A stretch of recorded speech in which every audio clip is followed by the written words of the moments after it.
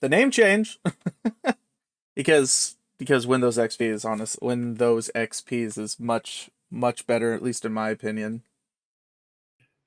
Yeah, we can't say Windows XPs because that might get us sued. But no, this is the Windows XPs podcast now. Oh, okay. Okay, gotcha. We're gonna get in trouble, I feel like, for that Oh name yeah, anyways. probably, We're gonna get in probably. trouble. It doesn't really matter though, does it? We'll just be like, okay, we just won't use it. Sorry. So I mean, Symphony of the Nerds. No.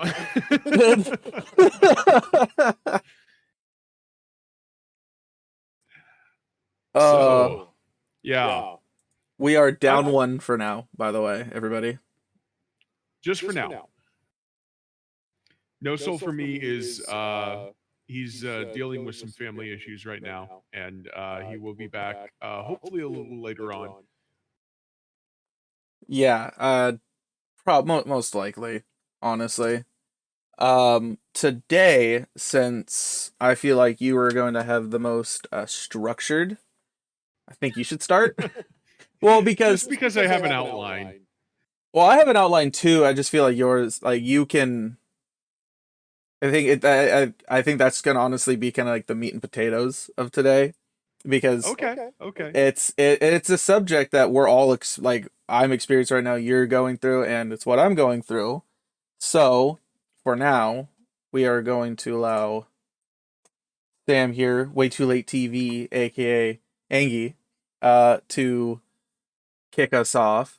And what are we talking about today? Well, first off, my name is Sam, and I go by Way Too Late TV. You can catch me here on twitch.tv/ Way Too Late TV. And I I do stream way too damn late for my own good, but I decided today I'm going to be talking about switching main genres of games and what that might entail, because I kind of did switch main genre, my main game genre recently, and you know there's kind of three kind of oh, I got an echo. What?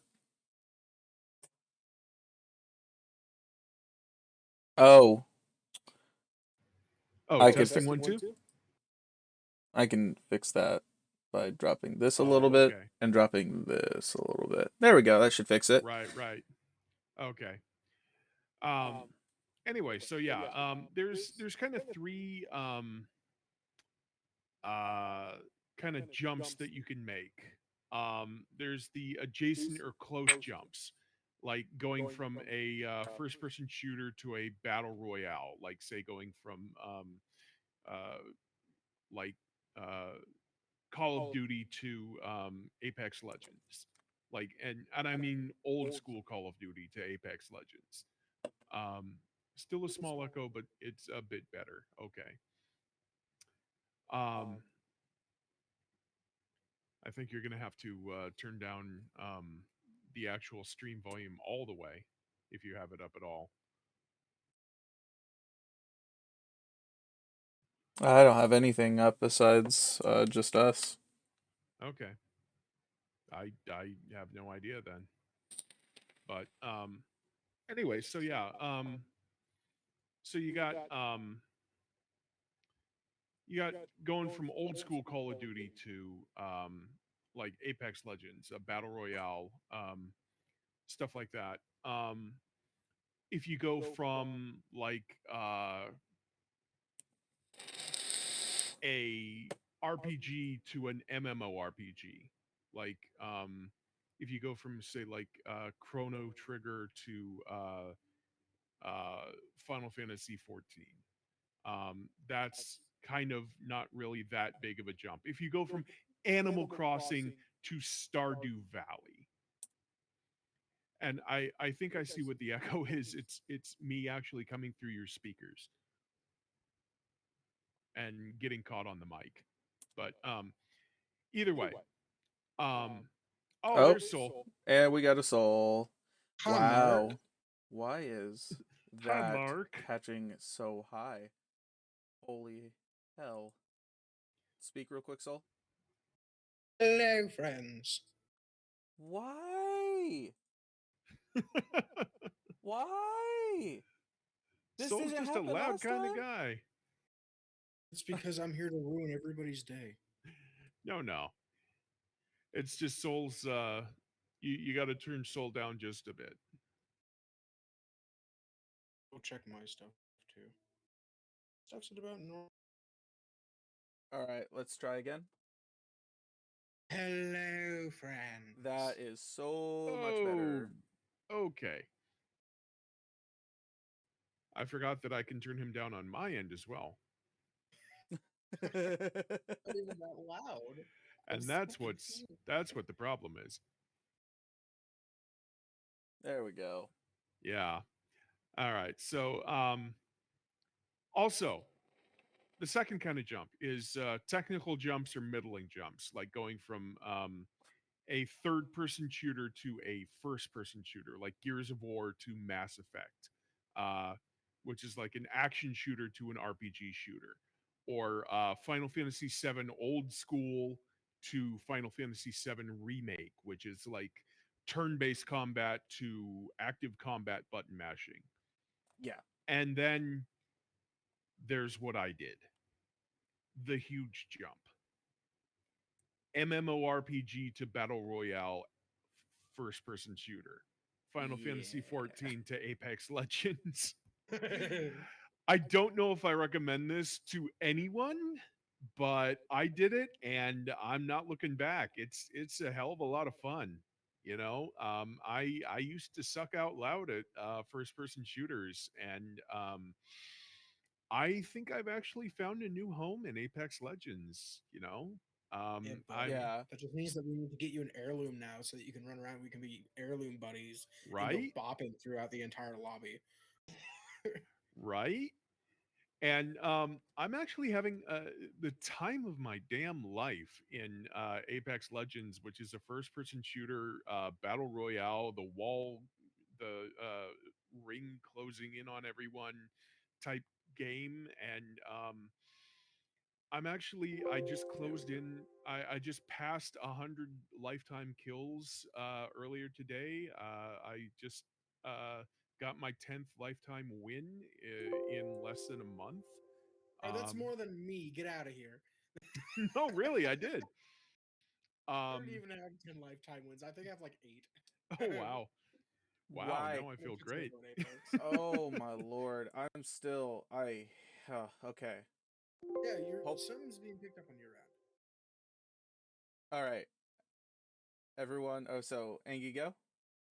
So yeah, and I'm just having the time of my damn life doing this, and it's it's different from oh my goodness, Oh, we get a No. face.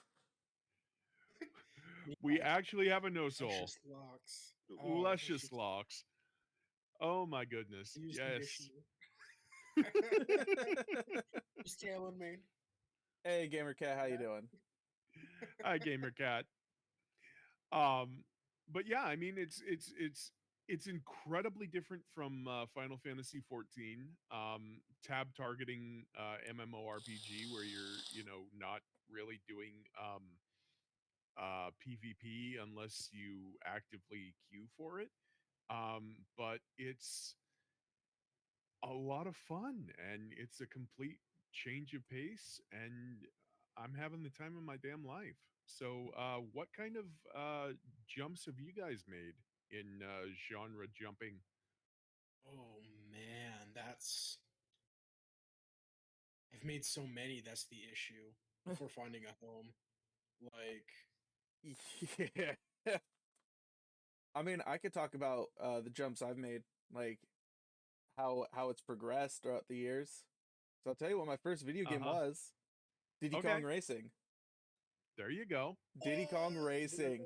I played that even before I played a yeah. Mario Kart game, before I played Super Mario, before I even played Legend of Zelda, one of my favorite series. the first game I ever remember playing was Diddy Kong Racing on the N64. And let me tell you, I moved from Diddy Kong Racing to, if this one might be obscure, Jet Force Gemini. That's not obscure. You I'm would be drawing a surprised. blank. You would be I'm drawing really a blank. surprised. No, It's no, a third-person shooter. It's a adventure okay. shooter. It's good. It's honestly a lot of fun. And so those are kind of like the first games I really had to play were racing games. And I also played Knockout Kings 2000, but I don't like fighting games all too much, honestly. They're fun, but they're just not my style.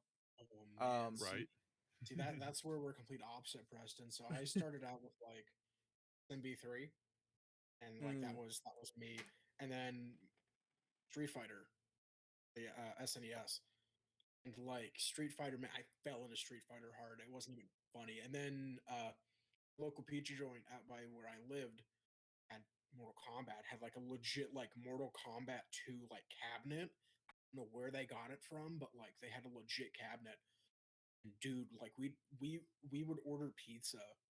We'd hang out while it was like being made to like take it home. And dude, I distinctly remember being like 10 and standing on one of those little shitty plastic chairs that they have in the waiting room for you to get your pizza, mobbing on MK2, like doing work. Yup. so And my that is nostalgic. That's all I want to say there is like that's just nostalgia right there. like that was the first time that I figured out that my old man was actually a closet nerd, to the point where he's like, because I was like, oh, I'm so good at this, Dad. I challenge you. He looked at me and he gave me the real like, do you really do this? I was like, yeah, let's go. And he's Yeah. like it was just the disappointed dad sigh of like, you're not gonna learn unless I whip your ass. So I'm Oh just gonna whip your ass. And he God, I fucking put a hated quarter for that. me and a quarter for him, right? He gave me round one. I was like, I'm gonna be Sub-Zero, and he went, okay, I'll be Scorpion. Little did stupid me know that Scorpion was his old main back in the day. And it's So, Oh broken. so no. like he gave me like round one, and I like comboed him a couple times. You know, I'm like 10. I'm like, yeah, Sub-Zero, woo. And my dad, it went round two, fight, and all of a sudden I couldn't play. He said Yup. no. My dad looked at me in the middle of a combo and he's like, my turn, and whipped my ass. Destroyed me 2 rounds in a row. I was Well, like, oh my god. see, I never touched Mortal Kombat until I was like 16 or 17. So, Oh um, man. I I do know because I played Baraka first in MK9, I'm and sorry. I'm not. I'm I'm sorry. not. That dude was brutal. The I'm range he sorry if you has like is shred just. spam. Oh no, Or no, you like shred spam.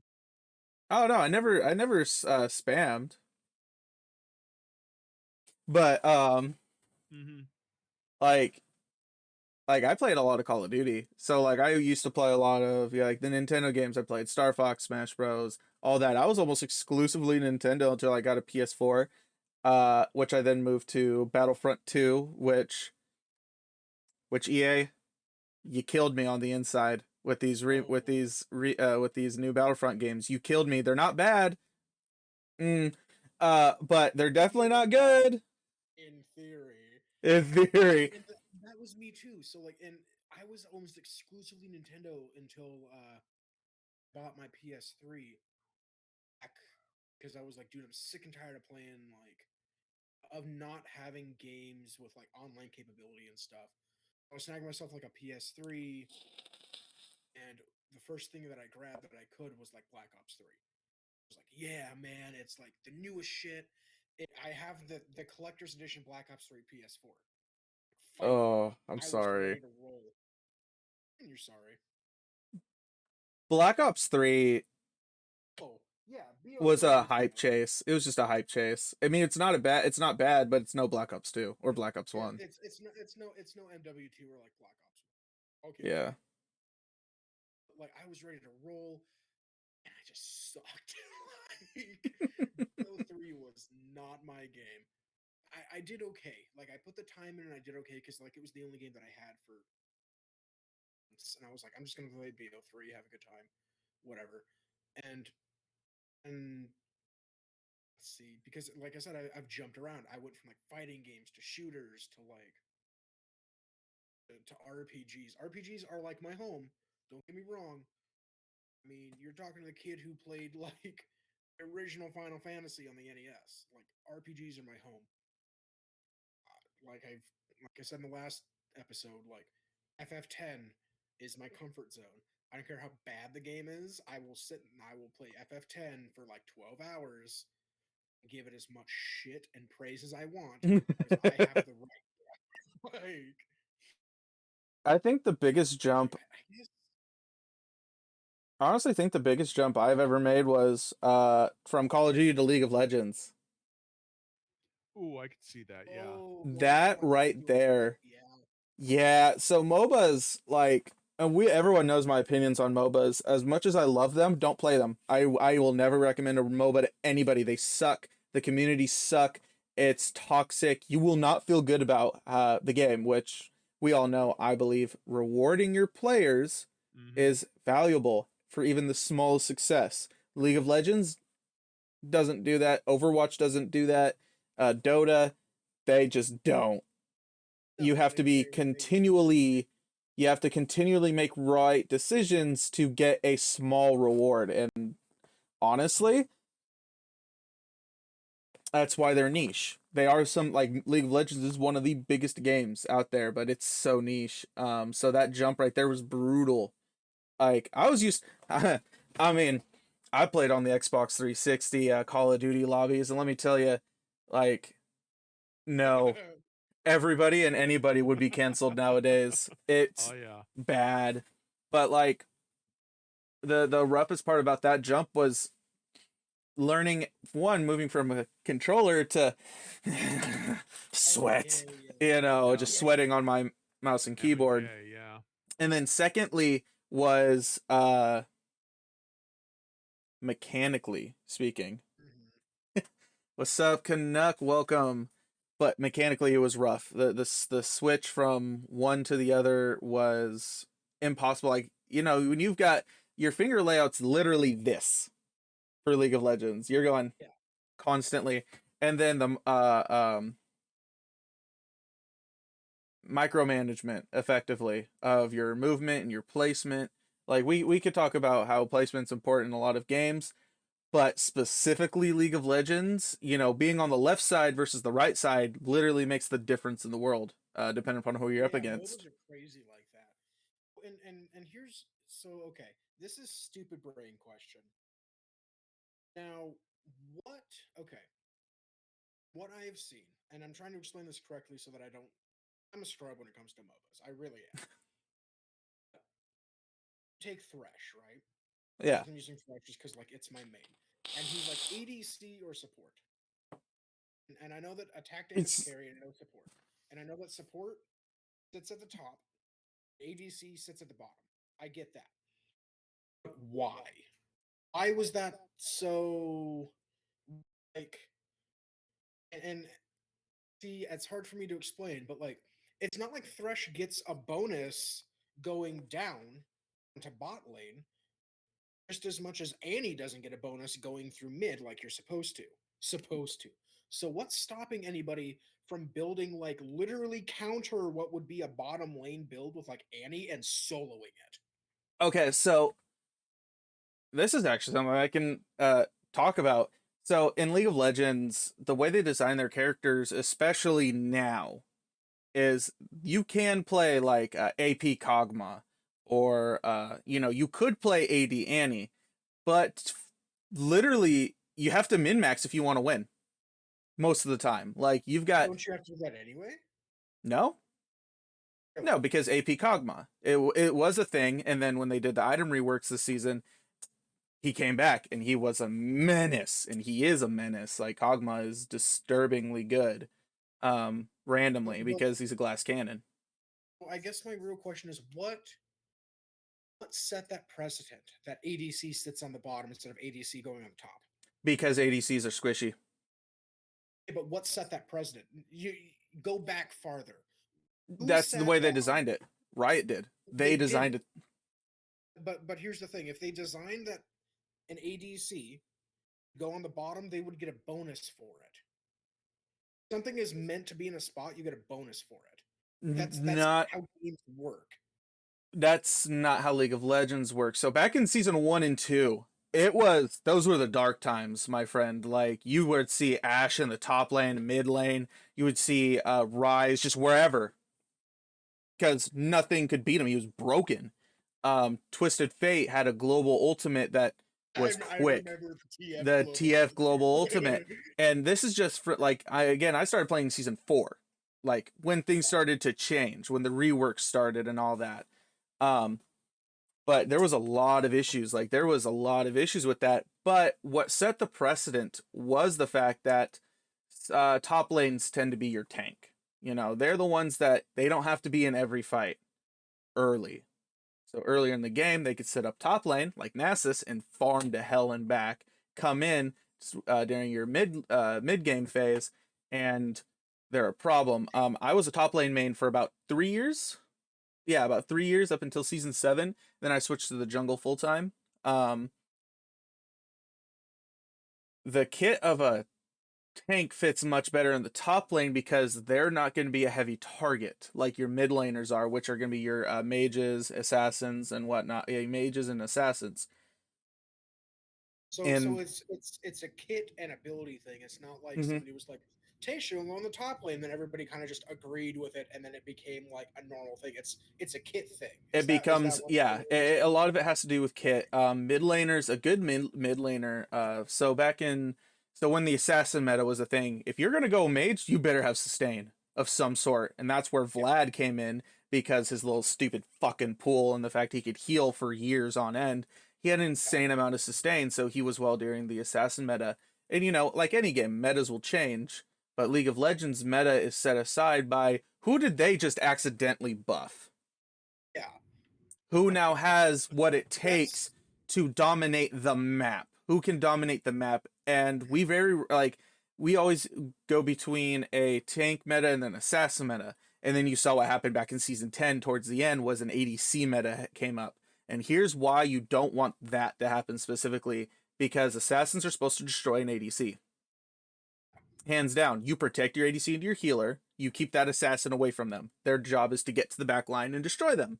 Right? Yeah. What was her name? Samira? I believe it is Samara. Oh, He's gross. She was disgusting. She had a spell shield that damages you. Like she could, if you were within X amount or a of projectile shield that could damage you if you're an X amount of meters. And the whole time, like the whole 1.5 seconds it's going, it will block any projectile. So she's really good anti ADC. She shit on Zed, and I'm a Zed main. Like, oh yeah. like she shits on She Zed. shit on anybody, like anybody with a pull, anybody with. She just became anti everything. Oh wait, so you remember- played League back when Zin was released, then, weren't you? Didn't you? Chacho, I played League before Twisted Fate was released. Okay, so you remember the mayhem that Zin caused, right? Because he could go to any lane, and he could dominate in any lane as any role. That's right there. That right there is like what set the precedent for, you know, where things are going to fit best and to balance things as such. Balance things as such. It is very much so a kit thing. Okay. It's not so much as like you're a tank, you should be up front. It's like they've made the tank kit to be like a top lane or thing than it would fit in like mid or like a lane. Because of the positioning of the map. See, I thought it was like the council sat down and they were like, tanks go to the top.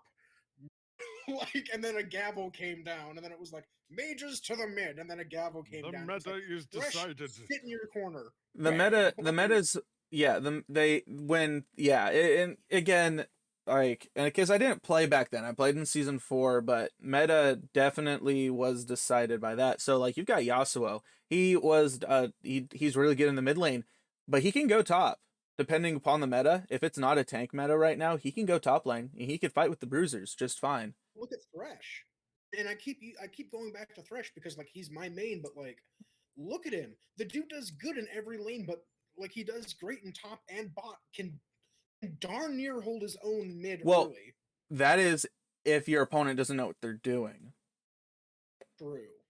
But if you have a pole thresh and a thresh that like knows not to be stupid, you can roll early mid lane with thresh and be a complete shitlord. You be like, can, "Get but it's over harder because it's hard to hit your hooks. Right. It's that's why he succeeds in the bottom lane and the top lane, where he definitely succeeds in the bot lane, but can succeed in the top lane. But he's more successful when he has a teammate because he doesn't have the damage. Exactly. Yeah, and I'll agree with that 100%. Like Thresh just does not have the damage for Tanks like aren't like tanks in MOBAs aren't like your tank in like a MOBA or not MOBA, but an MMO or an RPG, because tanks there, they do heavy single target damage and lots of crowd control. Tanks in MOBAs they can hit hard, but they're nothing but CC and health, or CC and big. they're They're just big bullets. and They're damage sinks. yeah, they're damage tanks and they have crowd control, but They're crowd giant control. sacks of mostly HP. Is there a lane role character that is good for a new player to learn the game? Honestly, Ashe, bot lane, ADC. She's always great. If you really want to like be up in mid, I still suggest Annie to people, dude. Annie. She's such a good pick. Like she's not great in super comp. I'll be the first to admit that. No. But all the way up through like silver, she's grand. If He's you're running rank, she's grand to like silver, maybe gold. so as maybe. a gold player, someone who plays consistently with gold in league, or at least he used to. I don't really play anymore, because I have a lot of issues with the game and the community, and we all know how I feel about how a community affects my interaction. And Annie's for the mid lane. If you want to go top lane, I will always recommend Scion. He is the Scion, or what's his name? Malphite. See, Just I wouldn't disagree. I would tell people use Z though, because he's just such a great all around pick for top. no. Though, that's the worst part. That he is. It's just people are stupid with him. Well, I was about to say Yee's only. Yeah, I was about to say Lee's only. Yee's only good in up before gold even, because a high silver player like me, and I'm a jungle main, so I'll be going up against Yee. I know how to shut him down every time. I'll shit on him every time, and I mean that's not me like trying to talk down on Yee mains. Which if you're a Yee main, you're trash and you shouldn't play the game. Get out of here. We hate you. Lord. No, Yi is literally the bane of League of Legends. He's been Yi has been like S tier or D. Like there's no Well, here's the thing. He's all damage. That's all he has. No CC, no nothing. He's just like, I'm gonna hit you. I'm gonna hit you hard. It's really hard, yeah. Literally, you could do this with your keyboard. I'm just gonna use it. You can just go and you win. Literally. Glass cannon, basically. No, he's not even a glass cannon, because at max rank his W heals him the whole time. All his HP. Yeah, you could be down to like 10 HP and you're like, W, you just mouth breathe and hit W, and he's like, I am a Super Saiyan. Yeah, he is stupid broken, and they have such a hard time balancing him. Great introduction to the jungle. Just know that people will shit on you if you say you're a Master Yi main. Like they're really mean. And me personally, as someone who goes against Yi a lot, I mean, I won't. If you're my friend, I won't shit on you. I'll give you shit. I won't shit on you though. But just don't play Yi. Do not play Yi. Warwick is a great jungle pick to learn as well, because he has an amazing kit. He has a passive that is global. If you're below a certain amount of health, he'll be able to track you down. He's a great assassin that isn't an assassin. That's just what Warwick is. Warwick is one of the tankiest bruisers that we've got in the jungle. Or at least was. He's got some issues now, but I love him. I love him. Honestly, I normally steer people away from this, but if you're hard pressed on running top, like if you want to feel like top is your home, for Twisted Fate. Even though TF right now isn't super good, TF's great in lower level. Oh, come on.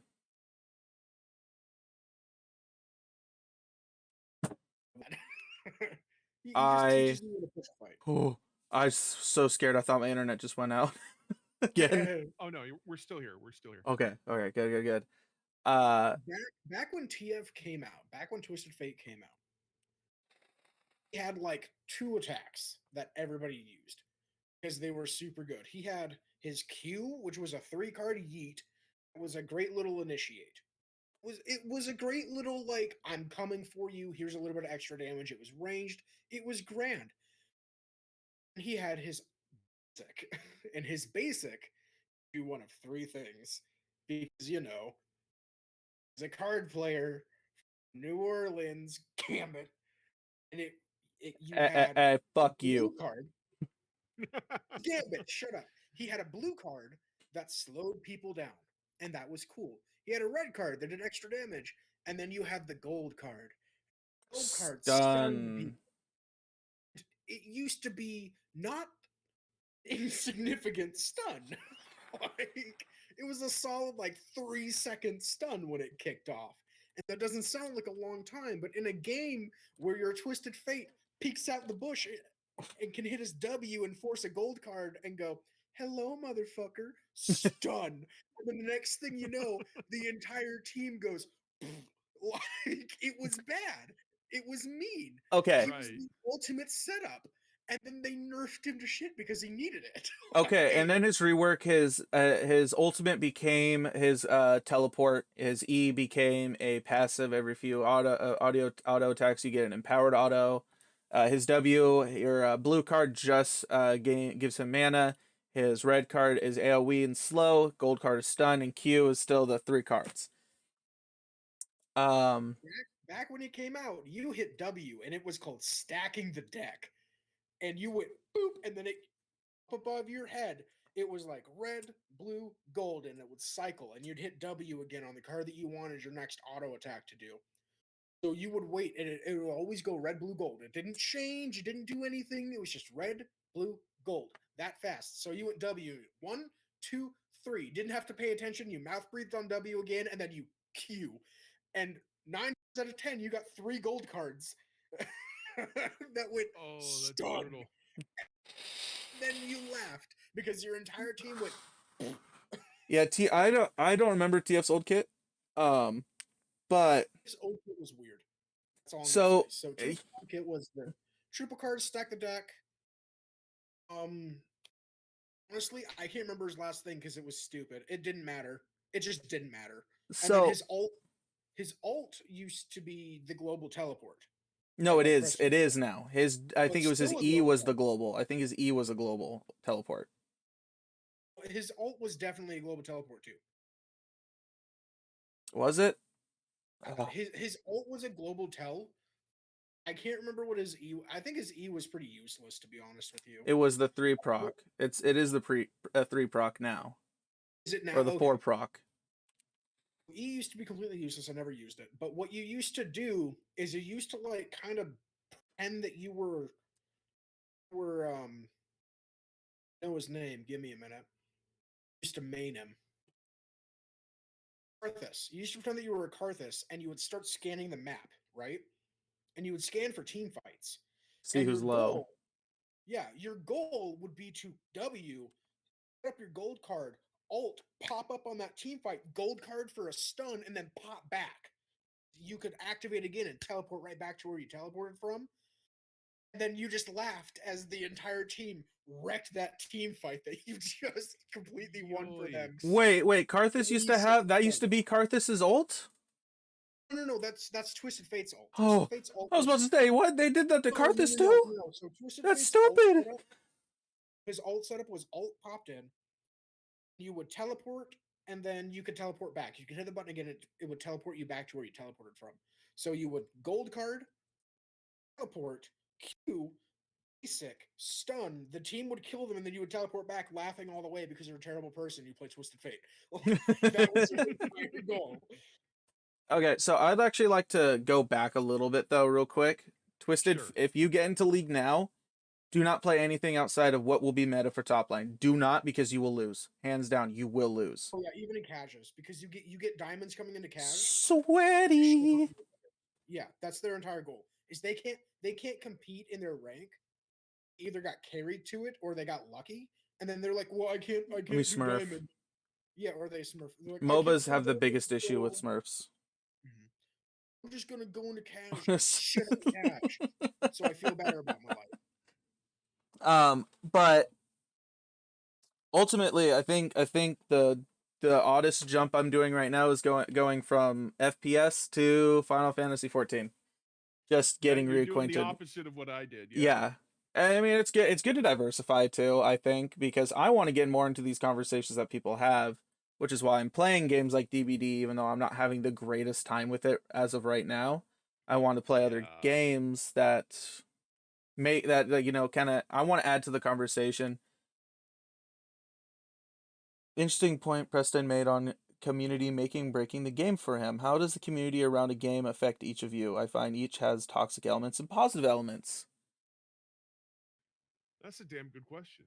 If I can jump in on this one, just because, like, It's a question for all of us, man. So please I do. mean, I've got like more you know kind of thing. Back in my day, Paladins. Do, do, do, do. I say Paladins because Canuck and Nex and we've all played Paladins a little bit. I played back in open beta. Way back, like 2015, 2016 open beta of Paladins. Back then, it was a bunch of nerds that liked Overwatch but didn't want to deal with Overwatch toxicity. They didn't want to deal with Blizzard shit. They were like, dude, we're going to make this like the best community ever. We're going to do this. We're going to do this. We're going to do this. And it was great up until the full release. And then about 6 months after the full release, you got those players. And if you don't know what I'm talking about by those players, it's the players that couldn't cut it in Overwatch because everybody was like moving to it and flocking to it. Because it was great when it came out. So, yeah, everybody flocked to Overwatch. And all these players who thought they were hot shit realized that they weren't. Because you got good players coming in. You got players who like knew what they were doing. Had like shooter knowledge, they had MOBA knowledge, and then those two had a baby, and then you had these kind of players. And they came in, they wrecked shop. And those players who thought they were hot shit all moved over to guess where? Paladins. And all of a sudden, all of those players created this toxic cesspool of like Paladins community. Like, if you're not running this, you're bad. And if you're not doing this, you're shit. And if you're not doing that, you're bad. And it really quick, all of a sudden, went from this really fun game that like my friends and I can relax and play to like, if you're not competitive, you're losing. And like, that's not what this game used to be all. And that destroyed that for me because like I used to have so much fun with Paladins. And it wasn't because I was good. It wasn't because I was like really good at the game or anything. It was because they introduced a ranked system. Every time that you introduced a ranked system into a game, two things happen. It breathes life into the game, which is awesome. It also breathes toxicity. It doesn't matter who you are. Your game will breed toxicity if you have a ranked system. It's a double-edged sword because it breathes life into your game because you add a competitive side to it. So you draw on those competitive players. And there's nothing wrong with that. I have no issue with a competitive player coming in and playing a game. I have no issue with a competitive player coming in and stomping on me. My issue is when the competitive player stomps on me and then makes me feel bad because I didn't play a comp meta build. Yep. That's what happens. When they start teabagging you. And speaking of teabagging, if I could build off what you're saying, Soul, Dead by Daylight, which is like where this conversation really started for me. Coming in and playing with my friends, so playing with you, Canuck, playing with Nex, Soul, an amazing experience. We played Kill Your Friends and Survive with Friends, and it was great, especially when we ran into the killer who was like, let's have some fun. Yeah. An issue I think that plagues DBD is the forced rank system. I hate it. I really do. I don't care for it. It's pointless in my opinion for a game that's supposed to be casual. You don't see you don't hear about, in mainstream gaming media about so-and-so, the number one ranked killer in the world is going for a competition. Like, it's not a fucking esport. Stop treating it as such. you know? Yeah. And that's what I run into. And it can't be an esport because it's an asymmetric game.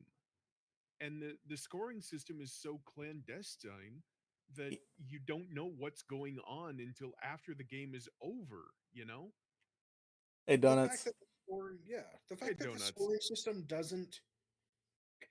Here's how I feel like DBD is. DBD is very akin to Whose Line Is It Anyway, where everything's made up and the hooks don't matter.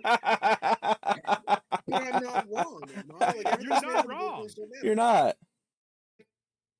People forget that. Like a lot of survivors forget that. A lot of killers forget that too. I'm not gonna just put this on survivors or killers. Like a lot of the community forgets that because there's that little number up in the corner, man. I mean, That's supposed. you could buy non-existent merch, by the way, Donuts. It comes down to like talking with Preston the other day about this, but I was like, you can do one of like two things. You can do like one of three things. You can add a casual mode. That's gonna be. You can add a non-ranked mode. And that right there in itself has the issues of like what plagues League right now is people who can't cut it at their rank getting pissy and playing cash hardcore parkour until rank reset. Yeah, they'll switch over to their Smurf and then they'll wait for the next season and just feel good about Yeah, themselves. every game though. Deal with that all the time. You'll have more people being fun killers if they don't have to deal with a number. I'll give them that. Second thing is the account level bracket system. And a whole lot of games implement this because it's not super easy to implement. And for a game like DBD, whose queue times are that of millennia, it wouldn't exactly work well either. But the bracket system is this. Instead of having a rank up in your corner, off of your goes off your account level. And if you are Devotion 2, in the middle of a bracket, boom bracket, and you as a survivor could go up against a Devotion 1 and above killer and a Devotion 3 killer account level. Could not go out of that. It's not like your Devotion 2 survivor is going to be going up against a Babu killer. Now, the exact same thing happens with killers. If you're a Devotion 2 killer, or like your account level is Devotion 2, which is Prestige 2, for those of you who don't know. You've reset your level twice now and you're on your third time. Yeah. You wouldn't get survivors that are outside of your Prestige, your Devotion 1 or your Devotion 3. Granted, that may suck for those people who have played Survivor for 3 devotions, which goes on you, I guess. Good job. I'm proud for playing half the game. I still think that's a lot more fair than a ranking system that can be sandbagged to no end. Like to a fault. You can have 3 rank 1s and your buddy that you've pulled who is completely baby Bill at rank 20 so that you can feel better about your life on Swift and get a rank 20 Bubba that doesn't know what they're doing, can't break a pallet, which happened, mind you. I've got that footage somewhere. Then if the 3 rank 1s destroy this Bubba, then the Bubba no longer wants to play killer. And it Okay. kills the community from the inside out. But see, the topic here is how, the community itself. I honestly don't think a ranked mode or a non-ranked mode is going to fix DBD at all, because the biggest issue I have is the people. So the other night, I thought someone was just full-blown AFK, so I knocked them, right?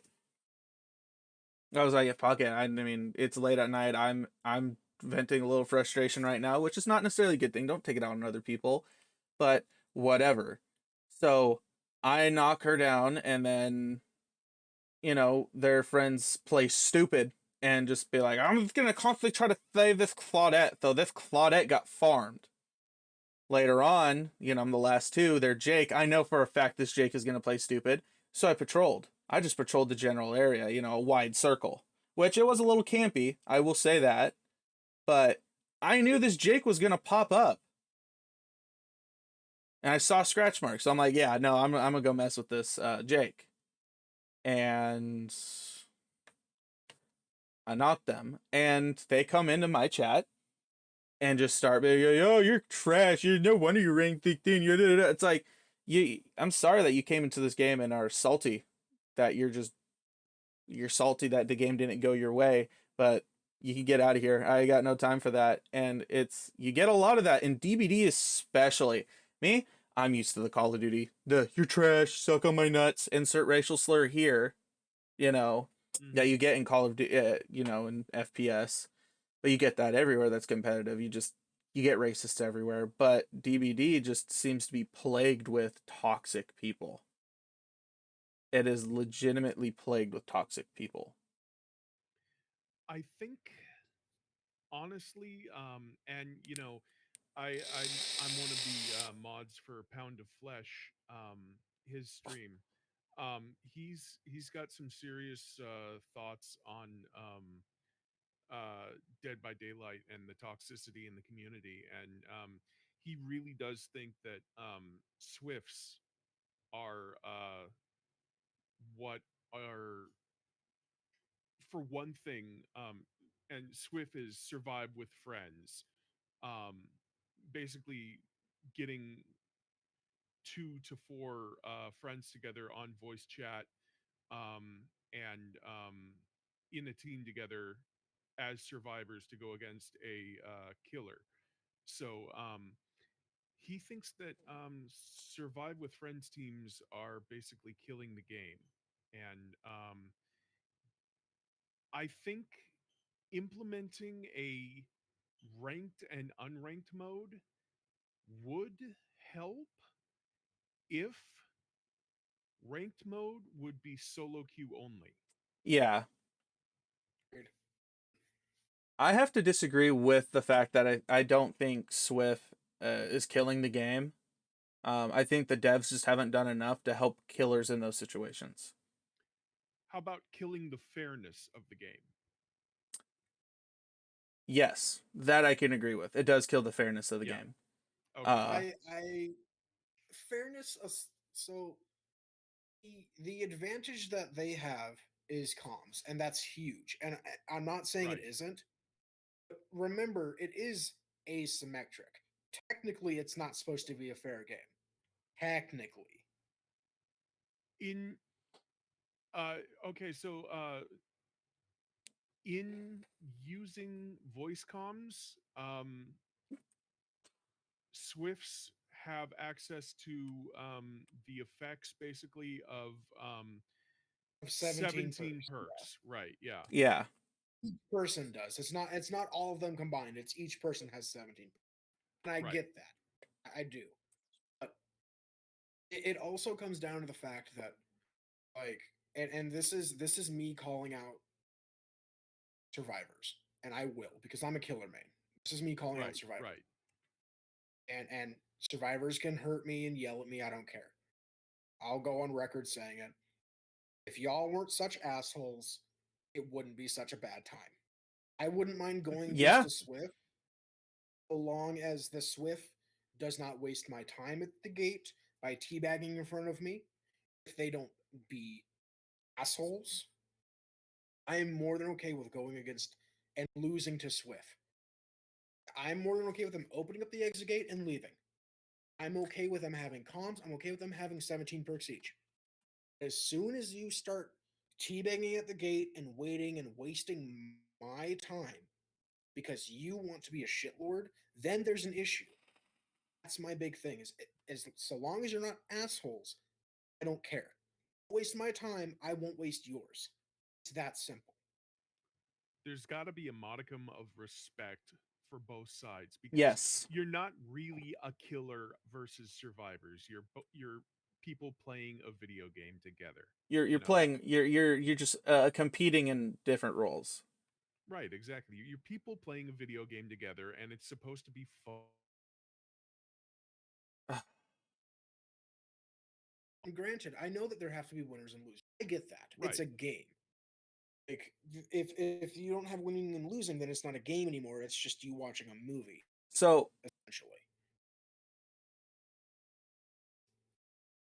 Got something in my eye. I don't know. According to the devs, it makes us silent killers or violent killers. So it really is killers versus Media has had a lot of issues when it comes to games, but I don't want to get into that topic right now. Uh, Well, here's the thing. so I if I you look at it like this, poor Preston, my bad. Oh, I just wanted to say I do punish Survive with Friends if they're jackasses. I always have and always will. When I see people teabagging me, they're just like, hey, look at me, I'm just gonna cheese this. I'm like, okay, I'm gonna BM each and every one of you, and I'm gonna make you regret being an asshole to me. Because you have to respect the power economy in the game, for one. I firmly believe you have to respect a game's power economy and play around it. You have to play around the power that the killer has over you in the situation. If Survivor, takes it back, that's fine. That's great. To me, I love a good game where it's constantly like, I don't know if I'm gonna win this or not, but I'm gonna try my best. I'm gonna try my fairest. I'm gonna try as fair as I can, but I'm gonna try my best. If you have killer or survivors like I did the other night, where they were teabagging me every single time, they got away, I'm like, okay, all right. I was just trying to have fun. Now I'm gonna legitimately make sure none of you touch another generator. And I took that personal. .michaeljordan.jpg. Yeah, like it's like, and I took that personally, and that, but what else? Like, if you're gonna, and then they get mad. That's where I get pissed off. Is like, you don't get to get mad at me when I decided, okay, so this is the kind of match we're playing right now. Cool. I don't care if you're mad because I'm a rank 15 and you're survive with friends, because like the other night I was a rank 15 playing with a 2, a 3, and an 8. Yeah, no, Yeah. you get no right to teabag me. I mean, if you're having fun, you see a teabag every once in a while because I got you. I'll be like, you five brained me, like you got me, dude. Like, that's fine. But the Yeah. constant, I'm gonna punish it. And as y'all know, I'm a Legion main. I can do that very easily because I go for the deep wounds timer and then the repair. If you can't mend, you're gonna drop, and I'm gonna make sure I'm just gonna stay on you until you drop. Yep. Like, Yep. screw you. You don't get to be like that. And you have to fit, like, you have to like reach your community. And Blizzard has tried, failed, but they have tried. They put in an honest effort for it. A lot of communities try an honest effort for it. League of Legends, their ban system, I don't care that people get mad that, people who shouldn't get banned all the time. More people who deserve to get banned do than don't. Yeah. Any For some, slur is an insta ban. If you report it, someone's on it already, takes a look at it, the automatic system goes through. If you said a slur in your chat, you're gone. You're banned. And I don't care that some people accidentally get banned because there's errors in their system. I'm okay with the fact that I might get banned every once in a while, a temporary 2-day ban or a 1 hour ban or something like that. That's fine, because I know people out there who are legitimate racists who go after people who are like openly themselves or of a different skin tone. Those, as long as those people are protected, I don't care if I get punished, accidentally, and you can make cases for that, and they can go through and be like, oh shoot, you were accidentally banned, I'm sorry. I Yep. think a more Yep. comprehensive ban system is what would help a lot of the issues in Dead by Daylight. Well, they are putting in a filter system with the new patch that comes in this coming week, and hopefully with that will come a more robust reporting system and a more robust banning system.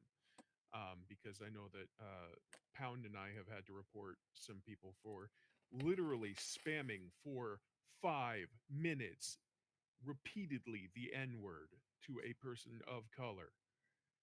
That See, was that we got that on camera, and I mean we blocked it out with uh, some graphics and everything, but it was bad, and yeah,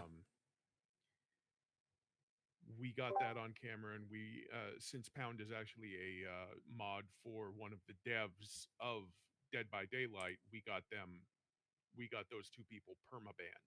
good. So that was our good deed for the week.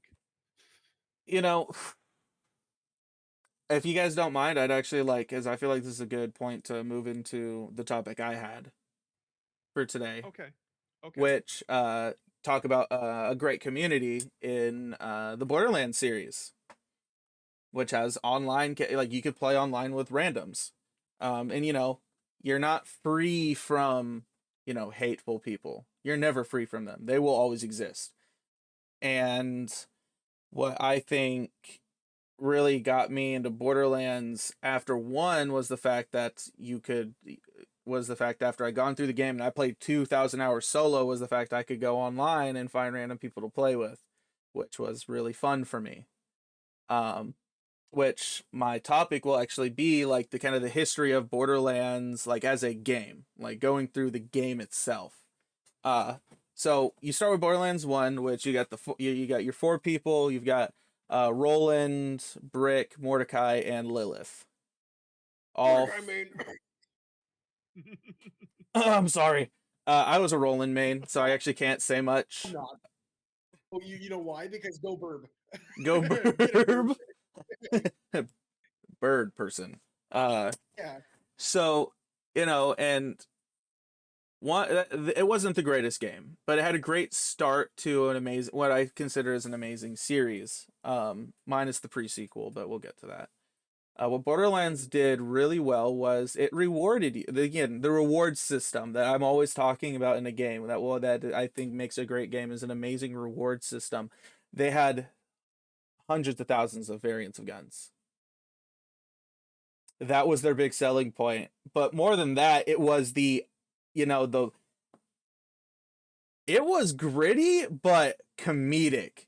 It was like has anyone minus the hate speech, Tarantino films do gritty and comedic in a weird way, and Borderlands feels almost inspired by Tarantino, minus again the hate speech. And I've always thought it was more like playing an Archer cartoon. You know what? No, that's actually that. Yeah, actually, that is way better of a example because it's just crazy. It's insane. Post-apocalyptic Archer cartoon, yeah. Yeah, and the weirdest part is it's not post-apocalyptic. It's just hyper futuristic. That's all it is. Yeah. It is a literal borderland. Like it is on the edge of the currently Pandora, colonized. I guess, yeah. It's literally Pandora, which it's, oh my god. When I first realized it wasn't Earth, it wasn't just another name for Earth, when it was literally Earth was like, you know, people left that motherfucker behind. Like people are done. And like you've got, you know, thousands of years of progress, and you come to this world which is just completely uncivilized. The psychos go on about their fucking meat bicycles. Was it peel the flesh, salt the wound? They're fucking crazy. You don't talk about my meat bicycle. Okay. But here's the thing.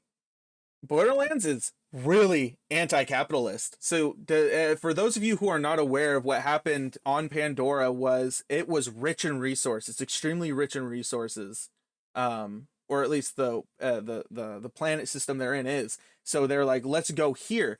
The first company there was Dahl, and they came in with like thousands of people, hundreds of thousands of people. And what happened was it was Tediore arrived. But Atlas, when Atlas came around, they caused a dawdle. They fled. Atlas was just like, this is mine. And Atlas is militaristic as fuck. So they're like, this is mine. Dahl was like, shit, you right. It is yours. And they bounced and they left all of their people there, besides their high-ranking individuals. You know, they left anyone that was not super important. Scientists, your general workers, all of them, they just fucking left them to this dangerous wasteland, which, again, have you guys seen what a rack hive? You guys have seen the rack hive before, right? That thing that has thousands of racks just living on its back, like, holy hell, that will decimate colonies. Something like that will decimate colonies. Look at the skags, which are just impossibly violent like there's just nothing but violent creatures, spider ants, like even the bugs are gonna tear you to pieces. It's a terrifying environment. So, you know, Borderlands, the devs, it was Gearbox, which has oddly enough been kind of anti-corporate in almost every game that they've made, which is weird considering, you know, millions of dollar company is anti-corporate. Um, benefits from the system they shit on, so they're allowed to shit on it. Really, they really push that narrative, and that to me is like one of the underlayers. One of the best things about it is it's kind of like it's very subtly like fuck the man, which in Borderlands 2 you are against a corporation. You know, you're not just battling against, you know, psychos and a couple rogue companies of a company. You are fighting the company itself. And what Borderlands 2 did really well, Handsome Jack. I hate that bastard. I hated him. But holy hell, did he make me laugh. He's a righteous asshole. But he's not like your pious asshole. He's just like, you know, he'll just, man, these pretzels fucking suck. And so do you, you know. It's basically how he was. What? Butt Stallion. Like, he says, you know, hold on. Well, no, I will actually pull this up. Handsome Jack, Butt Stallion quote. Butt Stallion's great. Stallion is pure. You wouldn't talk about Butt Stallion as if it's evil. Butt Stallion is pure and good. He goes, hey, how ya? These pretzels suck. How you day been, buddy? We haven't really talked much since I left you for dead. Hey, you think you'll freeze to death out there? Nah, probably not. The bandits will get you first. My day? It's pretty good. Just bought a pony made out of diamonds because I'm rich. So, you know, that's cool. Okay, bye. Like, holy fuck, this dude just doesn't give a shit about you. He doesn't give a shit about them. He's just like, fuck you. I don't care. And he comes back and goes, I should probably clarify. The diamond horse I've been telling you about, it's not a sculpture or anything. It's a living horse made of actually, I'll just go get her. Butt Stallion, say hello. Butt Stallion says hello. You hear the fucking neigh. Like, he owns a pony made of fucking diamonds. There's a DLC in Borderlands 3 called Moxie's I can't remember the it's the heist. Yeah, the heist. It takes place in Handsome Jack's casino. And your contact through the whole thing is a Handsome Jack impersonator. It's his doppelganger. It's his doppelganger. Moxie's heist of the Handsome Jackpot. Right. And it is amazing. Oh, it's great. It really is. It is written incredibly well. It made me cry at the end. God damn it. Oh, there was parts about that like kind of honestly, like the whole thing, how they let, like the way that Tommy or Tim or something like that, I can't remember his name, the impersonator, the way he behaves is, they allude to he's Handsome Jack. Yeah, that he's actually Jack. They allude that he might actually be Handsome Jack. Like, and to me that's just terrifying. That notion that Handsome Jack isn't actually dead. And it's not surprising considering he had 4 doppelgangers, and you kill 2 of them? You could have potentially killed 2 of them that you know of? Handsome Jack's not stupid. He was not stupid by any means. He was sadistic and violent and crazy. Like, he was legitimately crazy. I mean, he had... Huh? I would also like to point out that Handsome Jack, for a time, was a loving father. For a time. He was, yeah. They alluded to that in 3. Insane. He was also like a very loving father. Well, yeah, no. So if I want to analyze him real quick, if you guys don't mind, because I've done so. He's my favorite villain I've ever seen in a video game. Handsome Jack. What happened to him is PTSD. I think he witnessed his daughter murder his wife. Yeah. He also has, or not PTSD, split personality disorder, because you legitimately see him go like towards the end of the game. You watch him go back and forth. He wants to protect his daughter while He wants to kill you. He would protect her, don't kill her. Protect her, don't kill her. Everyone makes him out to be like this big old villain, right? Pre-sequel. Pre-sequel, there's a reason why he hates the Vault Hunter so much. Because he was in that vault. And I'm sorry for anyone if this is spoilers for anybody, but Lilith punches a rune into his face, a vault key rune or something like that, and it scars his face horrifically. And he had all of that power, like, so sirens hold power and the Iridians held power. This man's mind was literally flooded with this shit. He was not designed to even touch that kind of, like, nothing like that internally supposed to come into someone that's not a siren or an Iridian or someone basically given permission to go through. And Handsome Jack is not a sympathetic villain whatsoever. He obviously is full blown cognitively knows what he's doing. And that's why he's that's why we all hate him, is because he knows what he's doing and he doesn't care. But you really do see at the end of Borderlands 2 and in the pre-sequel that really this man's been shit on. He's the nerd. He's the how do I say this? He's the dude who got made fun of in high school and then got a little taste of power and went insane. Yeah, that's the polite way. Yeah, he's what's his name? Syndrome from the Incredibles. Which Syndrome was that's actually a great comparison, actually. Syndrome to Handsome Jack, because Syndrome really did have great intentions. Handsome Jack broke. His brain snapped. So there's a theory around that and for those of you who don't quite know the Borderlands lore, there's a lot of it.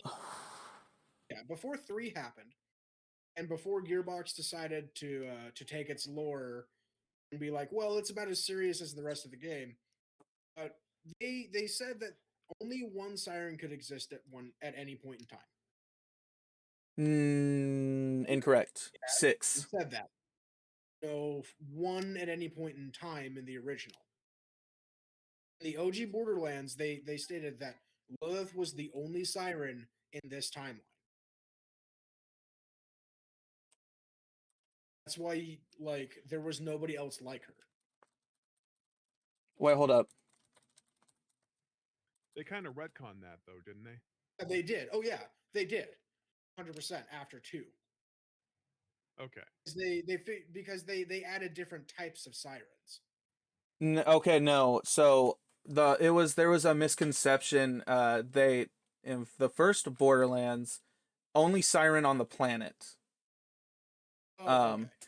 So what Angel had said to Lilith was a lie to manipulate the party. The whole there's no one else. There's there's no one else, or there's very few like to, was a blatant lie, because at that point in time Lilith had no idea there were other sirens. Okay. The theory behind pre-sequel, when Lilith like punches the ruin into Jack's face, is that it artificially made him a siren that he had no clue like about being. Because she literally like went, I'm gonna force choke your brain. Like, essentially what happened. She went, I'm gonna punch you so hard with purple infused energy fist from Dragon Ball Z. Like, things are gonna happen. The theory is that Jack was a siren artificially made by Lilith. He didn't know, and it ate away at his brain because he wasn't using his abilities. Okay, I heard that theory. I've heard of that theory. Yeah. It got quickly disproved in 6 or in 3. Very quickly. Being quickly at the time that Handsome Jack was alive, they knew where all the sirens were. Well, that doesn't mean that he wasn't artificially made a siren. No, so you can't make an artificial siren, or I mean you can, or kind of. It was weird because of what happened with the Calypso twins in Troy. Yeah. So you've got Amara, you had Maya. You had Amara, Maya, Lilith, the Calypso twins, and Tyrene, Calypso, and you have Tannis now, but used to be Angel. There were 2 other sirens that we don't know who they are confirmed, because Tales from the Borderlands did something that's kind of funky, where this girl is born, like, she is alluded that she's a siren, but her powers haven't manifested yet because they don't manifest from birth. They manifest through time, but designated to be a siren. And now we have no idea who the Firehawk is going to get. Mantle's going to be put to. Spoiler alert. Um, which again, I'm sorry for those who haven't played Borderlands 3. I'm just not going to say anything more about that. But you know, we don't. We're missing as of right now. We're missing 2 sirens. We don't know that we know of. that we don't know of what their powers are yet. And I think part of that was because of Troy being part siren because they were conjoined twins. Yeah. Which I thought that was a really, really like kind of dumb. See, thing. I honestly, as much as I don't think the Calypso twins are as good a villain as Handsome Jack, in their own right, they're great villains. Because They really are. and They the are. social commentary that comes out of the Calypso twins is like just from their characters in general. The manipulative content creator was just beautiful, and this is coming from a content creator who watches other content creators manipulate people to get what they want. Yeah, you know, it's great commentary, and the fact that, you know, especially the one where they're preying on the mentally broken. You know, the Tannis's comments about how everyone left on Pandora broke. You know, these psychos were not always, you know, crazy violent cannibals. They went crazy. They went crazy because everyone they knew and loved was either going to die or died in front of them, or they were abandoned, or because they were abandoned. Like, the corporations suck. All of them suck. Until you get to Borderlands 3, and then you see the changes Atlas is being made. Not gonna say why, because again, spoilers, the game's only been out for a year. It's been And out for, I think, hasn't it? it's been out for a year. I Borderlands 3 has been out for a year. has it? It was Yeah. much I longer. think it's. I thought it was longer. Yeah. It might have been released at the either at the end of I think it was released at the end of I think 2019. it's 2 years because it came out on EGS and then there was a 1 year exclusivity period and then it came out on Steam. Yeah, because like I remember playing that in like 2017 on my PS4. I'm pretty sure. September 13th, 2019. So okay, so it's a year and a half out, but still. Okay. There's a lot of people who haven't gone through it yet because there are people who only play games on PC, so I just don't want to talk about too much. And they're not huge spoilers. I mean, if you played Tales from the Borderlands and the pre-sequel and Borderlands 2, you basically know what it's you know a lot of what we're talking about right now. Minus the Calypso twins, but we all know that they're a play on. I mean, they're cult leaders. They're a play on all that. So, I'm going to praise 3 on one of its bosses because it's 2 of my favorite people. That's all I'm gonna say. Oh yeah. Oh yeah. oh yeah. Because those of you who don't know, Soul is like I'm a Pain and magician terror. at heart. I love doing all the like close up magic and shit. And the fact that Penn and Teller are in that game, and like I had no clue because like I didn't like look at the bosses like I normally do. Penn and Teller are in that game, and the boss that they portray is so perfect for them. It's not even funny. Um. Like it's Penn and absolutely Teller play pain and terror. Yep. yeah.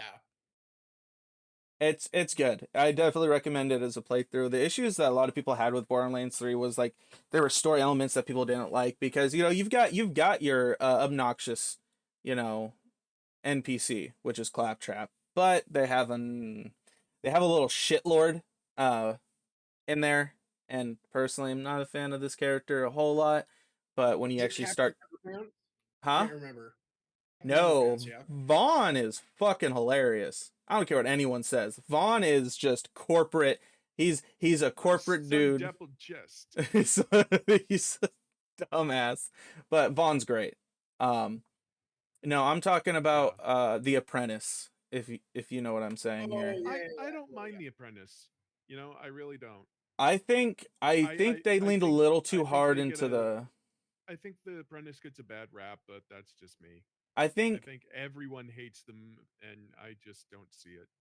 I the reason why eyes, I feel like they leaned a little too hard into the angst. But it's the Borderlands. Maybe. They're meant to. Like But everything's an exaggeration of everything. it is, but there's a difference between. So you've got like Krieg the Psycho, who's an exaggeration of psychos. You know, Yeah. there are ways you do it, and then there are ways that you just don't. But you best be careful when talking about my golden boy here. I do have the shiniest meat bike in the land. No, I'm There's a a Krieg DLC. there where you is, go there is. into his brain. and oh, my heart. It's quite literally insane. It is, and It's wild in there, man. it's a great deal. Honestly, since I know this DLC specifically has nothing to do with the main story, and there's not really any real spoilers to it, it's a heartbreaking DLC in my opinion. It really is. You get a deep look into what's going on there, and when you see both sides there and realize what's going on with him, it's horrible because Yeah. it's a lot of it definitely is catering to fans, that DLC, which is why it's, since I've played it, I haven't beat Love Gun and Tentacles yet, and I haven't played through the cowboy, let's just call it the cowboy DLC. That one. Yeah. It's not so much a cowboy DLC as it is the kind of cowboy slash Far East. Yeah, but It's weird, but it's cool. it looks really good, and that's why I'm currently doing a playthrough of it right now through the main game, which I will be doing off and online, but I'm just trying to get through it right now and do my farming Gotcha. because I want my legendaries. Yeah. You can't have Borderlands without the farming. But with Krieg, he held a very special place in my heart when he came out because I always felt like there was something else there. There's literally someone else there, that just can't speak in the out. trailer, in his original trailer, it wasn't hidden that there was another voice. In his original trailer, you hear the what Krieg used to be, and if you've never seen the trailer, it starts out with this wanderer kind of walking, and he's like, you see this, and then you see like the psycho in the background, which is Krieg, but you don't know yet. You hear the voiceover go, "I want to tell him to run. I want to tell Yeah, him to run as far away as he can. I don't want to kill him. I want to stop the violence." But then the Craig comes there. He's like, "I've got the shiniest meat bicycle," and like kills it's the wanderer. great. That trailer He's was like, pure Borderlands right there. Actually, in all facets, like the Krieg trailer was great. And you also learn what happens with our in the never mind. But that's all BL stuff. you know, Krieg, when I figured out like the actual process, um, when you figure out the process he went through, when you literally see it and see what he was made to do, it was really heart-wrenching for me because the whole time you can just imagine that the inner voice during all these events is just like telling himself to hold on to bring and he loses. Yeah. He loses to the psycho through the process. Throughout the entire process, he's losing to the psycho in him, and it's just it's heartbreaking. Now for those who fell along the fan theory of, is he Tiny Tina's dad? It's not even a spoiler at all. He's not. He's just not. The devs said so. They finally said so. He's not, which is scary to think to me because he was in captivity with her parents though at the same time. They were there at the same time. It doesn't make sense that he could be Tiny Tina. Everything that everyone's like, it all points to him being Tiny Tina's dad. I'm like, she's just a child in the Borderlands that was raised to be insane. Just because of this doesn't mean anything. So you've played through the DLC completely, right, Angie? Not all of them, no. You played through all of Krieg's DLC though, right? Not all of the way, no. No, dang it. Never mind. I don't No, want to I'm spoil it for sorry. you. I'm not Yeah. spoiling this for you. Then I'm sorry. You have to play The only through it. one We I could the talk only about it one I later. played all the way through is Moxie's Big Heist. Moxie's Big Heist was. It was good. It was good. It didn't. It's really good. It didn't have like the same like. It felt like they're trying a little bit try to recreate a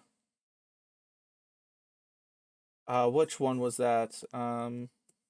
The first DLC from Borderlands 1, Dr. Ned's and the Zombies. A little bit Oh like yeah. structure wise it felt really similar. It was better, but I don't know, something about that DLC didn't really captivate me as much. I enjoyed playing through it. Some of the legendaries were great and some of the jokes, if not borderline, you know, offensive, were pretty good. You know, they take a lot of shots in that DLC. They take a lot of shots at people in that DLC. Um, but what Borderlands 2 did really well was, you know, captivate its audience with a righteous bastard of a villain. Um, what it didn't do well was its balancing, which Borderlands, Borderlands there's no balance. there are actual gun balance elements in Borderlands 3 though. Like they made honest efforts to nerf guns and balance them out to where you weren't just using you weren't using only the same legendaries over and over. And there's a lot of legendaries that are really good in Borderlands 3 that deserve more attention than they got at release. So, I mean, you've got the Cutsman, which is just always good. It's always good. Oh, the raid boss, how they changed up doing like basically raid bosses in Borderlands 3 was fantastic. I have yet to go through it on my own and by myself, but holy hell, I'm just Oh, ready. bosses are fun. So okay, back from when like the exclusivity thing, like back when it was like on PS4 and that's where I was playing it on. I picked it up a day after it came out, right? Yeah, And I beat the game relatively quickly. Like I'm not saying that I like bum rush through it or anything, but like I beat the game relatively quickly. yeah, And I was part of the inauguration that Flak was the most busted thing in the game. he was, or He they were. was. So Yeah, they if were. Yeah. if you don't, yeah. So Flak used to have this entire build where if you were invisible, so Flak's thing is that they can go invisible. That's their One of shtick. them. One of Yeah. them. One of their shticks is that they can go invisible, which I Which love to do. I And love this. originally, before a certain level, it was like you went invisible for eight X amount of seconds, or until you shot three times. And when you shot three times, all three of those would be crits. And then you would drop invisibility. Well, later on, there's an augment that's like it shortens your invisibility timer, but every shot that you do is a crit. There is a legendary gun that you can get. I can't remember exactly what it's called, but there are multiple variations. One of them is a normal one, the other one's like a corrosive one. It's a pistol. Got three shots in the magazine. That's it. Just three. Every time that you get a crit, fills the mag, as well as shooting out three little missiles. Each do a Oh, stupid amount of damage. oh, you're talking about the King's Call and the Queen's Call. I know what you're talking about. I know So exactly what what you're you would talking about. do, the final boss, is you would walk in, become invisible, and wipe them. Wipe the first set Uh-huh. instantaneously, force to phase two, and then do it again Yeah. on Mayhem 3 solo. Yep. Okay. All right. So if you want to talk about balancing issues at the beginning with Flack, can we talk about Elemental Amara That was Oh, nowhere near the level of Flak broken though. after no, they it nerfed wasn't. but Oh, after they nerfed Flack? I mean, oh, Zane after has the been strong this whole time and solid as hell. No, yeah. no, no. Zane has not been solid this whole Oh, time. Zane's been terrible. Zane was The terrible. ice, the ice builds or the cold builds, the cryo builds. That's what they're called. The cryo builds have all were just disgusting. At least They were from Yeah, solid as a support. They were never like levels of like flack. Nothing's like levels of flack. I'll give it that. But like even Moe's, like Moe's is meant to solo bosses. That's her shtick. Even then, like Zach just didn't have anything on Moe's. Moses' infinite grenade build was pretty disgusting for mobbing. It's still disgusting. Like, don't get me wrong. Black is still disgusting too. It's just not as disgusting. The thing about Zane is that Cryo didn't used to do damage to anointed enemies. Oh, that's right. That's right. Cryo was very situational. Cryo was great in like if you had a Moe's. And it was only to, that like, way for like a week, though. No, it was not for a week. It was for like months. Months. Are you sure? Because I remember, man. When I started my my Zane build, which was like 3 weeks in, it was like 3 weeks in. I got this when it came out. I pre-ordered this on EGX. Yeah, I have the on a PlayStation 4.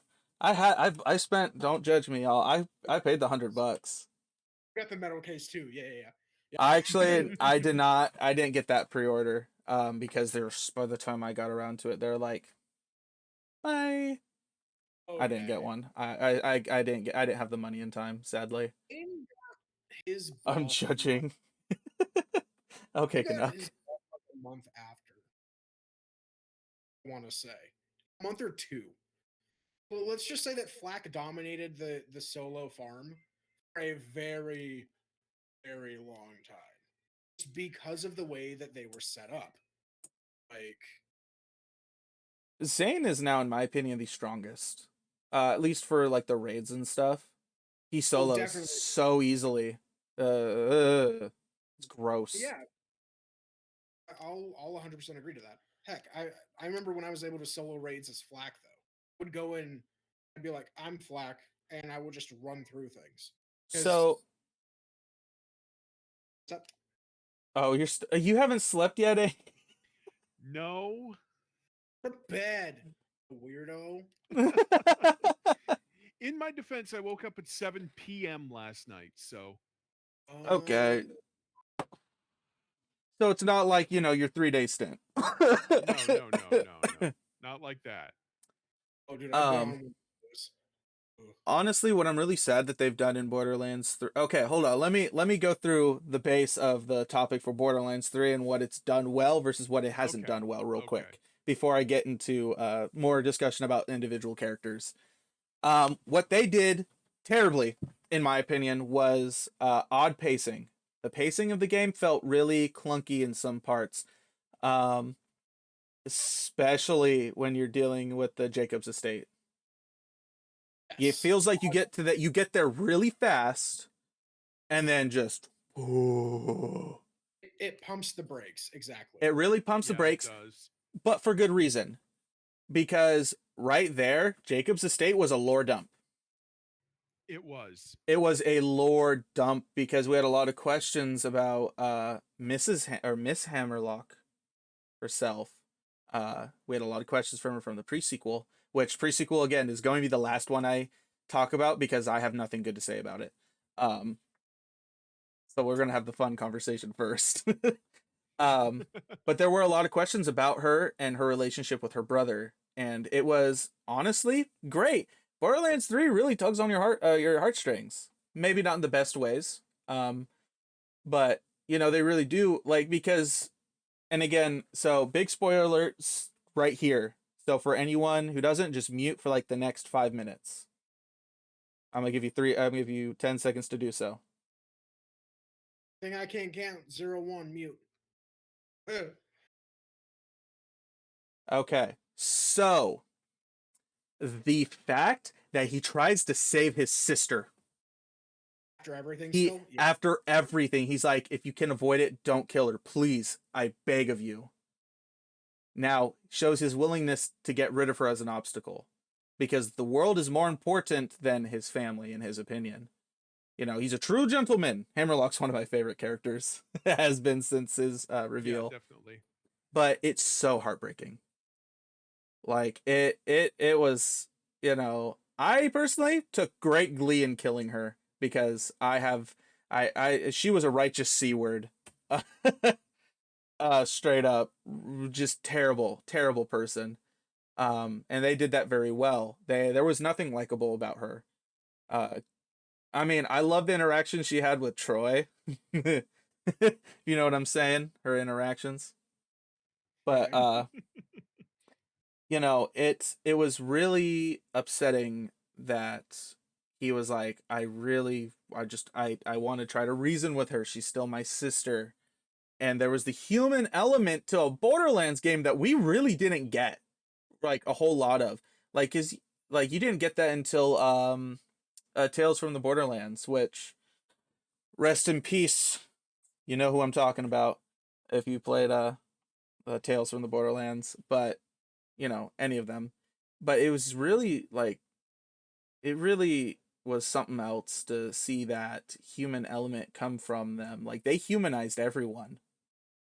Um and another thing that Borderlands has always done well is inclusivity.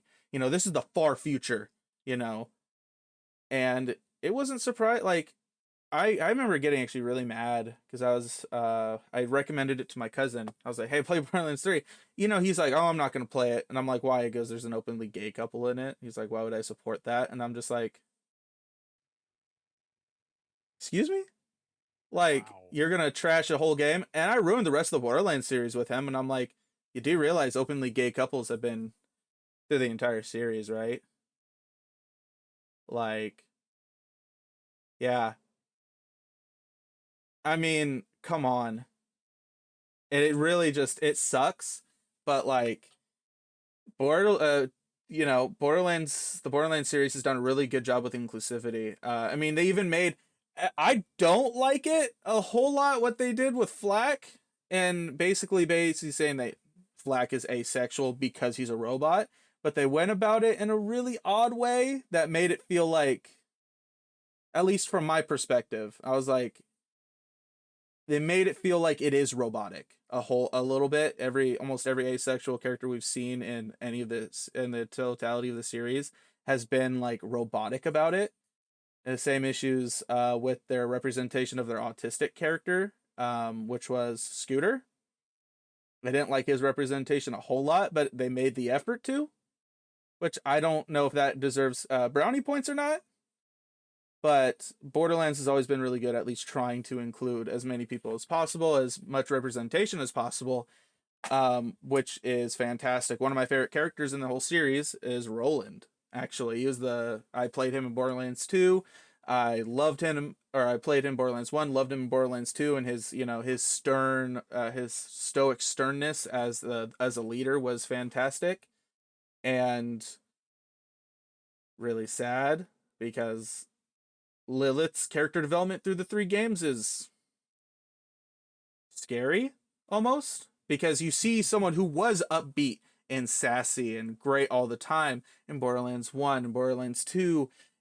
She's been through a little bit more. She's learning more about her powers, is more fearful of the powers surrounding her. And then in Borderlands 3, basically the loss of everything she had tried to go for, had tried to Yeah. accomplish in life, and that there is not a spoiler. You see it in the Borderlands 2 final DLC. You see it throughout the advertising, you know, of what happens to her. Yep. I don't like what happens at the end. I don't like the ending to Borderlands 3. I was not Mhm. satisfied with it. I wasn't okay with it in the slightest. Um, The song choice was amazing. Song choice was brilliant. I was I was laughing. I still had my normal reactions to it that you Mhm. would have, but it was great. It was As soon almost as that line hit, I started misting up. I'm not gonna I lie. cried. 100% I cried. Just Yep. because I her felt like the journey. series. I just feel like she deserved a better visualization. That's all I can really Uh say huh. about Uh that. huh. That's the perfect way to put it. Now Now what? Now to the one that everyone can agree on. Pre-sequel is the fucking worst. Terrible pacing, terrible characters. Like honestly, terrible characters. Um, and I know it was meant to set up for Borderlands 3. I know that's what it Can we was. unmute now? Oh, yes. Okay. Unmute okay. There we go. Unmute okay. Okay, so we are getting into the pre-sequel now.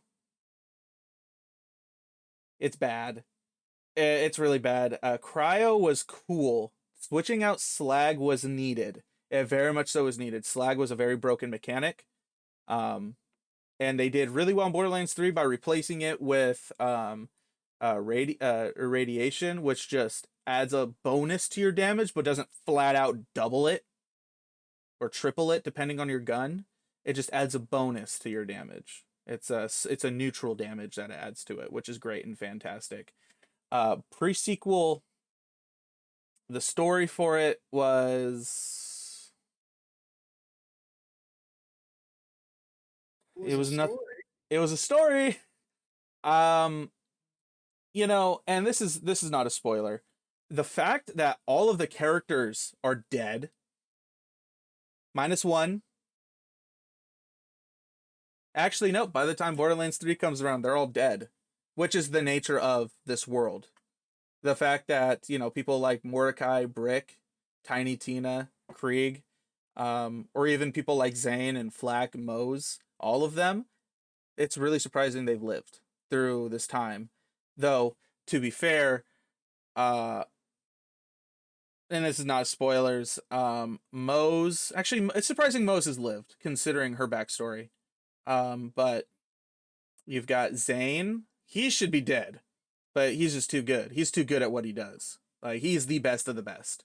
And then you've got Flack, who I don't know what it is about Flack, but there's an air of terror surrounding Flack and what they just the way they taught the voice actor just nailed it. Just on show. Yeah. Oh, Think about it. AKA Pro ZD. It's an angry robot, right? He's not even angry.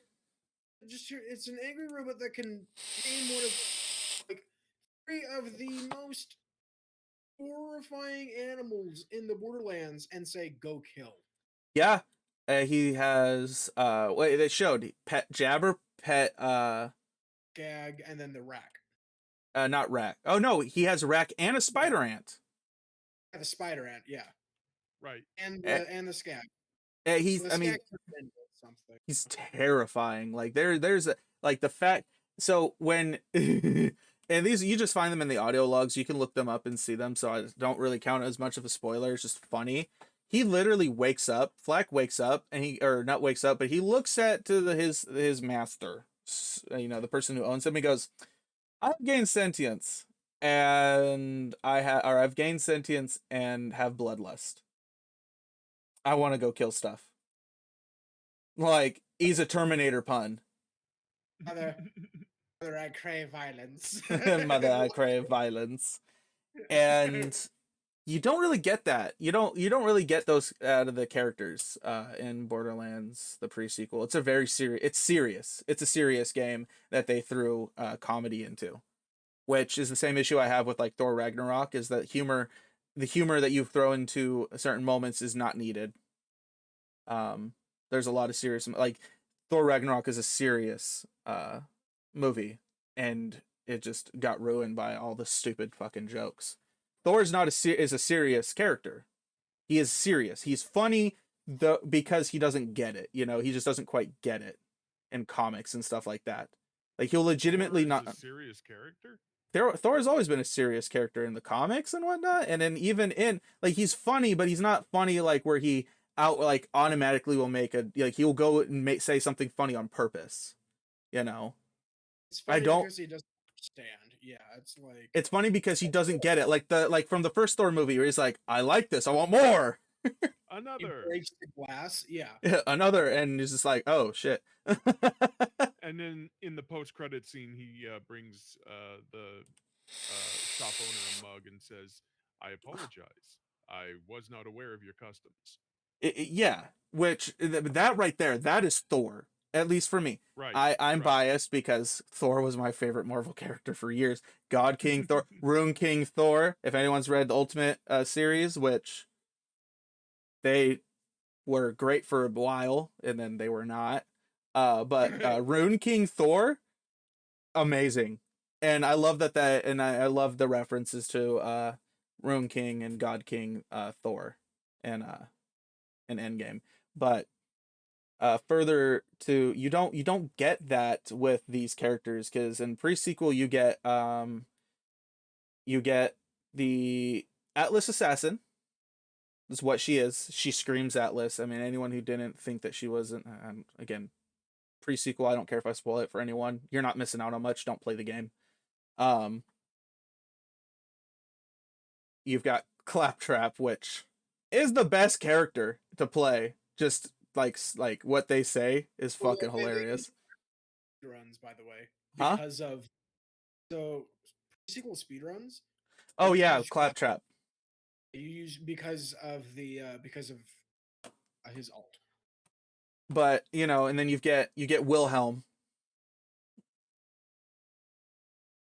Right back. That's yeah. I hated Wilhelm. Just such a terribly written character. The voice actor did an amazing job for Wilhelm. Captured Wilhelm. Wilhelm was not written well in the pre-sequel. Wilhelm honestly shouldn't have been a character in my opinion because he was a boss. So was Nisha, but Nisha had more personality to her. Nisha has a lot of great personality, but then again, they made the pre-sequel a serious game with how they went through it. They made it a serious game, but threw Nisha into it. Who's a smart mouth Western woman, sheriff. She's badass.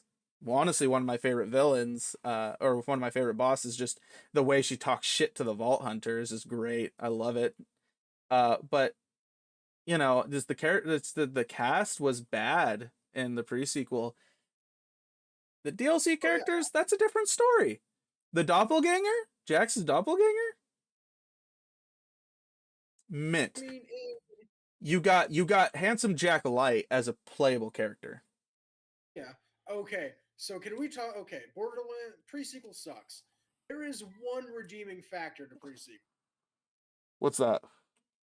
The perk that the Jack doppelganger gets that does completely nothing but like gives you inspirational handsome Jack quotes. Oh yeah.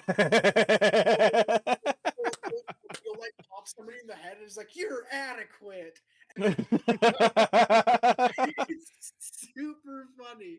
Okay. No, you're right. It's a That great addition. he does that in the Moxie's Great Big Heist Mm-hmm. DLC as well.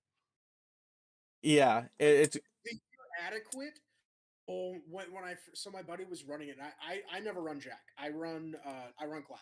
Simple as that. I just run Claptrap because I know like that's what you should do. You run Claptrap because like the best. Well, he's like, I'm gonna run Doppelganger. I was like, okay, cool. And I can't remember what the perk's name is. It's something about Jack. Jack's motivational or something. And the game literally tells you it's like it doesn't do anything. It's funny. And you're like, okay, I'll take it for shiggles. And like no. first time that you're adequate, I was like, wait, what? And then like when you miss a shot, it's like I thought I had faith in you, and I'm like, oh no. And again, the pre-sequel that was a great addition. I mean, that right there was like it was like a little hint at what, you know, you want out of a Borderlands game is just the game fucks with you. It really does. And it's kind of like when you do damage and it's damage number pops up as 69, your character will say nice. Right? Like it's great. But, you know, it was very serious. The tone of it was very serious. You are on this very important mission or else the space station's going to get blown up and a vault is going to open. You know, they hit you with it out the gate with Zarpedon, you know. And Zarpedon, again, the game was a lore dump. I know that was the point of it. It was to hold us off and help continue to build the world about what's going to happen in Borderlands 3. But you know, they very much so they decided to take a step away from their traditional style. You know, I mean, there's still, you know, you still have, you know, your psychos saying the weirdest shit to you, like like in Borderlands 3 when Shiv is taking Claptrap and he's like, I'm gonna use my new chamber pot.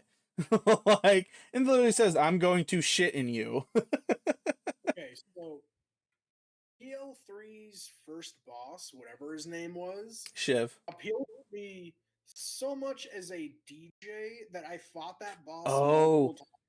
you're talking about Mouthpiece. I Mouthpiece, literally yeah. just did that boss fight off stream. As a DJ, that appeals to me way, like, it legitimately, I played that fight. I went into make, because he doesn't have any good drops. I think he's got, like, Mouthpiece's gun or something, which is okay. It's not that good. Actually, he does have he does though he does drop the world drops, but his designated drops aren't that great. You're right. Yeah. Like, Yeah. when I went and fought that fight in Mayhem 3 with Flack simply because I loved the mechanics and how it looked. Like, Visually, there were, very visually appealing. there were multiple times that I would go and like fight that boss. Everybody would be like, "Oh, he doesn't give any good drops." I'm like, I don't care. He's awesome. Like, No, he's a he great boss fight. Banger alert. Like, And the music plays in his background is like nice. It's perfect. And the thematically, gun that gives you like sound waves that actually that mimic the sound around you. So like if you're in a really quiet part of the Borderlands, the sound waves are really low. They're small. But if you're in that boss fight with him, like the sound waves legitimately are like equalizers. And like yeah, they'll go with the stuff. It's cool. and they also replicate the sound of his base attacks that he will do in his boss fight as one of his layer actions.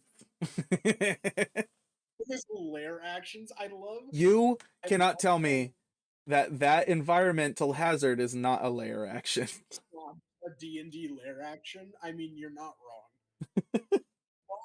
I think that's a big appeal for me in 3 for boss fights because a lot of those boss fights are very like big D&D endgame boss where they have like lair actions and shit because in like the first 2 Borderlands, first one was a really bad culprit of this. The second one did it a little bit better.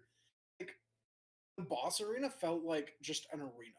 It was like here's a bowl that you fight in, kill it. Okay, And like that, and it had different decorations. Like that was basically it. It was Arena Bowl but different seasons. And your then you got bosses really did feel like bosses. They felt like this dude is a big deal, like yeah. grave mind. Oh yeah. Well, like BL1 still did that too, but like BL3 went from like this is a bowl you can fight in it, and here's a star on the top to make it look different than the other one. So like the boss is in this space. This is his area, his slash her area. Like you would set up things to give you the most advantage. You would set up traps. You would set up your lair as your area and be like, bitch, you want to come into my house? Here's the tricks that I can pull on you because they ain't only for kids. And like wreck you. Bravemind, great thing where he literally like turns the stage. He literally goes bang. It's grand. It's a boss and you're in their territory. It's not like they walked into your territory and you're like, I have every advantage, or it's an even playing field. It's like, no, this is my home. This is the boss's home. They would have every advantage to them set up and ready to roll in case some dumbass like you comes in with a shotgun going, I'm gonna shoot you. Like, Mm-hmm. muted, by the way, Preston. You're Muted on muted. Disco. Yeah.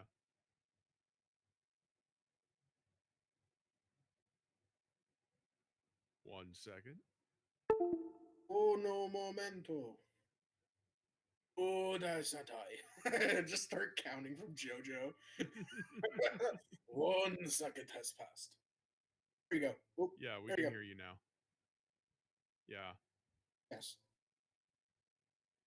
Uh-oh. I think your headset is muted. I should have been using my mic this whole time. Oh, that that's been the problem this whole time, y'all. Oh? I wasn't using my headset, What's up? or I was Oh. using my headset, not my mic. Oh. And now I hate life. Oh, for that echo and everything. Yeah. Um. The echo went away, so that's good. Yeah. We fixed.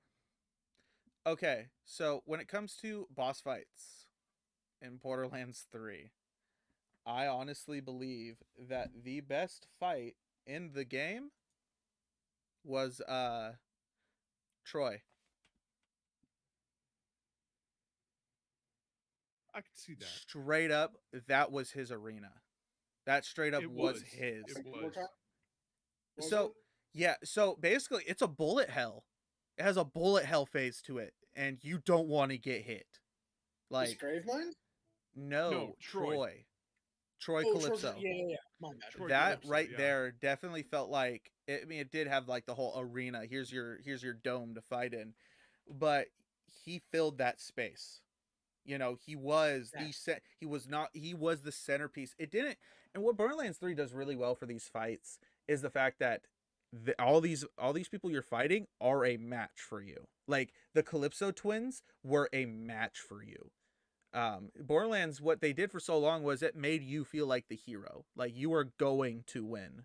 Borderlands 3 takes that power from you because the Calypso, like, yes, Handsome Jack was ahead of you, but you thwarted his plans constantly.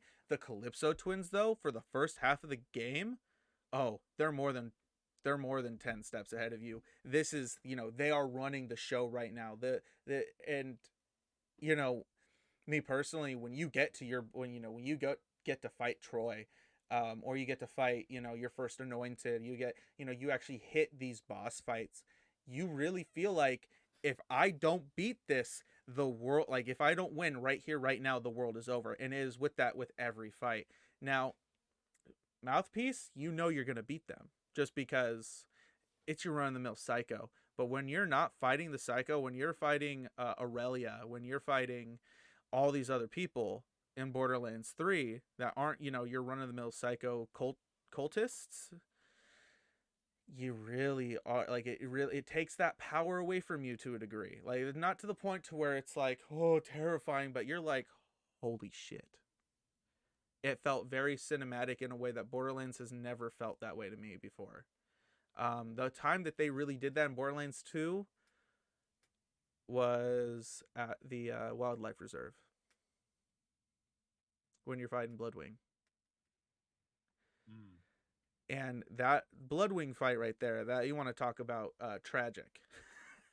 All of Borderlands 2, what they did really make every big fight just it really felt like something. And they amplified that to the max, I feel like, for a lot of the Borderlands 3 bosses as well. Yeah, I had the hardest time with Tron, the younger Tron. Yeah. I didn't realize that you could actually shoot the orbs in the sky to res. Oh no.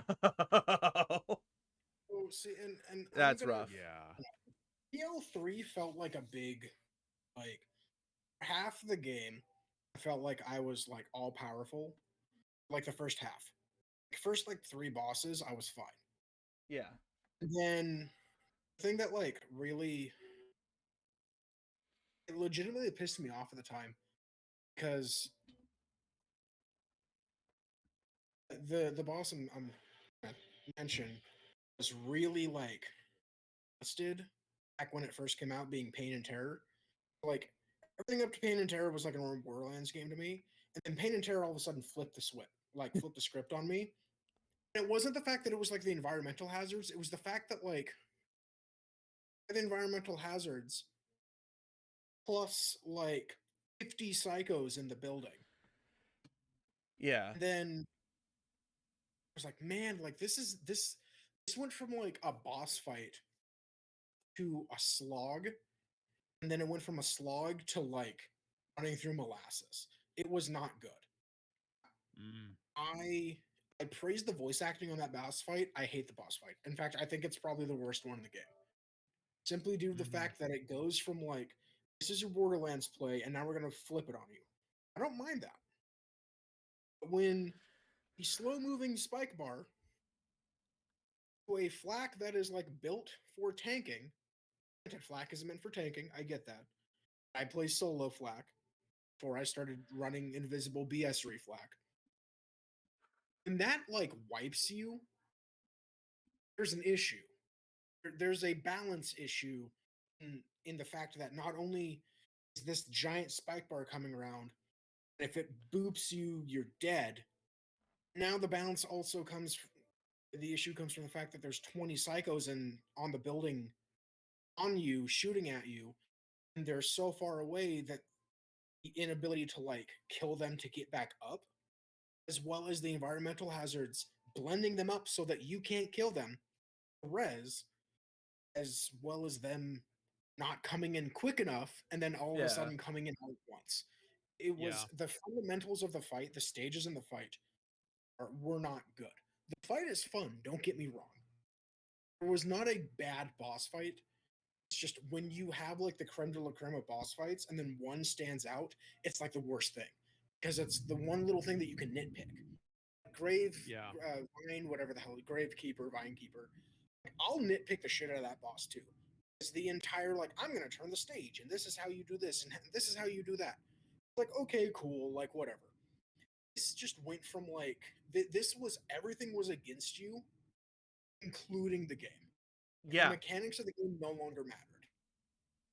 You know, There's RNG. There's so hope. the most frustrating boss fight was with Ikamara, I think his name was, Junior. I mean the assassin dude or whatever. The dude that dressed up as Zero. Oh yeah, yeah, that yeah. didn't bother me whatsoever. That was boss fight. No, frustrating. It was not hard for me, but it was definitely frustrating. Once you learned how to follow him, it became real easy. But Yeah, yeah. it was frustrating, thematically frustrating. But it was good. Again, they do a really good job at these are all big deals. These are hurdles you have to get over. Yeah. There's a difference though between a hurdle and like stuff just taking mechanics and saying they don't exist anymore so that you can't play. Like Gamora didn't do that to an extent. It's like if you got down during the Ikamara fight, there were enough things to get to get you back up if you're playing solo. Like there were. Hold on 1 second, y'all. Yep. But like the Pain and Terror fight was not a good. Yeah, the Pain and Terror fight was for those not aware, it's you're in a terror drome basically, and there's a giant skull with uh accoutrements in the center of the room, and there are I want to say like 5 or 6 uh uh All right, sorry about that, y'all. no worries. There are 5 or 6 like propane tanks on the skull itself that are weak points, and you basically destroy those, and then you can actually go after the skull itself. And there's one inside the mouth, and that's basically the fight. You go after the propane tanks, and then the propane accessories inside the mouth. I And had it is to. like a very auto scroller boss. Like it really is. It's an auto scroller of a boss. Like Right. when your targets are very small, half your shots miss, they don't do any damage because for some reason Pain and Terror have the defense of a freaking Geodude after 20 turns of defense curl. And like even the crits, the critical spots have that defense where like you shoot rockets at it and it's like 40 damage, crit, and you're like, wait a minute. That's not how this is Mm-hmm. supposed to go down. And then, on top of that, you've got all of these psychos that are constantly shooting you, like constantly shooting you. Which, again, it's part of the game, I get it. But you don't have the HP nor the defense to like deal with that. On top of stage hazards that, just weren't fair. It was not a good designed boss in that way. After they messed Right. with it and like gave it a nerf, which it severely needed, because like the only person that could solo that effectively was like Moe's at that point in time, or you just cheesed with visible flak. Then the boss became super fun because it was like, oh, this is cool. It's like a brand new thing. But up Yeah, until yeah. then, man, I remember so many like angry forum posts. It was like Pain and Terror suck. And it was like, no, You see, it doesn't, but it does. it was. Here's the thing: Borderlands 3 didn't really tell you how to beat the boss. It was a weird boss because it had mechanics to it that uh, that are raidy, like they're raid boss like, Yeah, very like and they here's an threw that in there, and they're just like, you know, they're just like, fuck you, see you later. Um, that's they didn't explain that was what's gonna happen there, and that is probably one of the worst bosses in the game, in my opinion. Um, yeah. like it was better than Billy the Invincible, or Billy Yeah, the Anointed. My bad, not yeah. Invincible. I see like really specific like there's nothing bad in the game.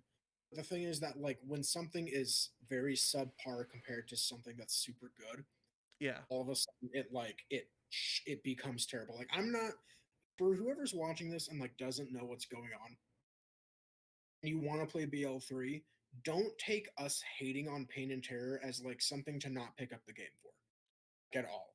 very much so. I Don't. legitimately It's believe Yeah. you should do it. Pick up the game.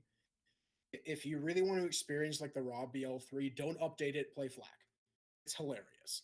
But if you want to update it and like play the game how it's supposed to be played now, go for it. Do it. Have fun. Actually, I would definitely say play the game with the updates. Flak Yeah, is pre pre it's still valid. pre patch. Flak is rough. Is Borderlands my favorite series of games? It's definitely mine. It is definitely mine. I spent way too much time on on Borderlands series. I've probably spent a total of like 3 to 4 thousand hours on the Borderlands series. I've wasted a lot of my time playing those games. I spent a whole summer just playing Borderlands 2. Oh wow. Yeah. I used to have every legendary on PlayStation 3. Oh geez, yeah. Then my dad snapped my game because he's an asshole. And Oh no. he did the whole that's a topic for another time. Yeah. But that's kind of the same number of hours that I put into XCOM, Enemy Within Enemy Unknown, and XCOM 2. XCOM Um, is such a fun series, though. It oh, really I is. love XCOM. Just Oh, I angry. love It's XCOM. angry space chess. That's What exactly. It's just Yeah, yeah. what is everyone's favorite series of games anyways? Final Fantasy for me. Final Fantasy. What about you, Soul? I'm on the fence between like Final Fantasy or like I guess if we're going by like time put in, it's Final Fantasy. But if we go to like just game series that I had the most fun with, it's probably gonna be the Soul series. Ah, I mean, because I had a lot of fun during the Soul series. That's kind of one of those games that I really can't narrow down enough because one of those questions because I've got like I don't look at like my favorite series of games. I look at like genres and then series in that genre. So like fighting games, it'd definitely be like Mortal Kombat. If it's like RPGs, it's going to be Final Fantasy. If you're talking shooters, it's probably going to be Borderlands. Legends, just because it's got RPG elements to it. Soul like soul. Yes. Thank you for that one, Uh, Canuck. I guess my biggest thing is you'd have to ask me to choose like my favorite game in a genre. If I have to choose my favorite game in like my favorite genre, which crazy enough to say is like actually fighting games, like tournament fighters, because I'm halfway good at them. For those of you who have never seen me play, I'm sorry. I'm a meme lord.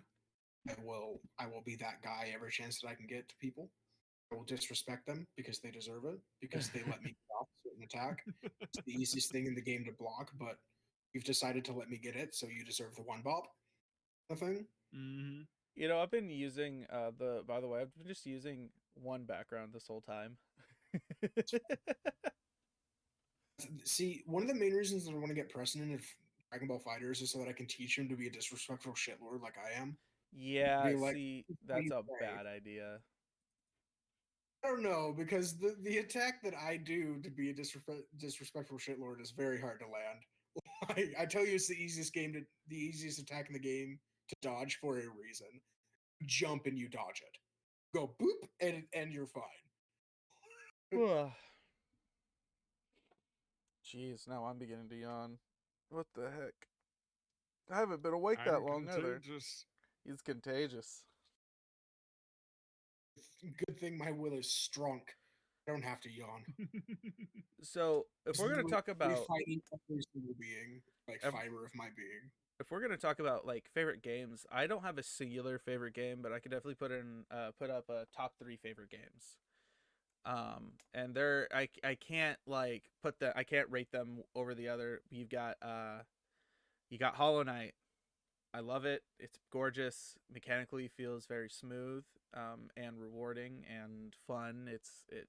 It's peaceful, but it's difficult. Like it has a skill curve to it that a lot of other Metroidvanias just don't have because of Right. the advanced platforming in it. Um, Borderlands 2 probably is up there. I wouldn't say top 3 anymore. I think actually I like Borderlands 3 more than I like Borderlands 2. And and then the other one, man, it could be League of Legends, as much shit as I give it. Apex. I mean, hell, I've even been having a fun time with like Banjo and Kazooie. Like I had such a fun time.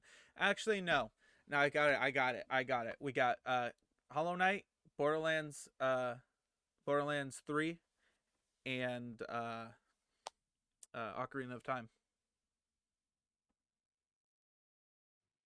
Perfect.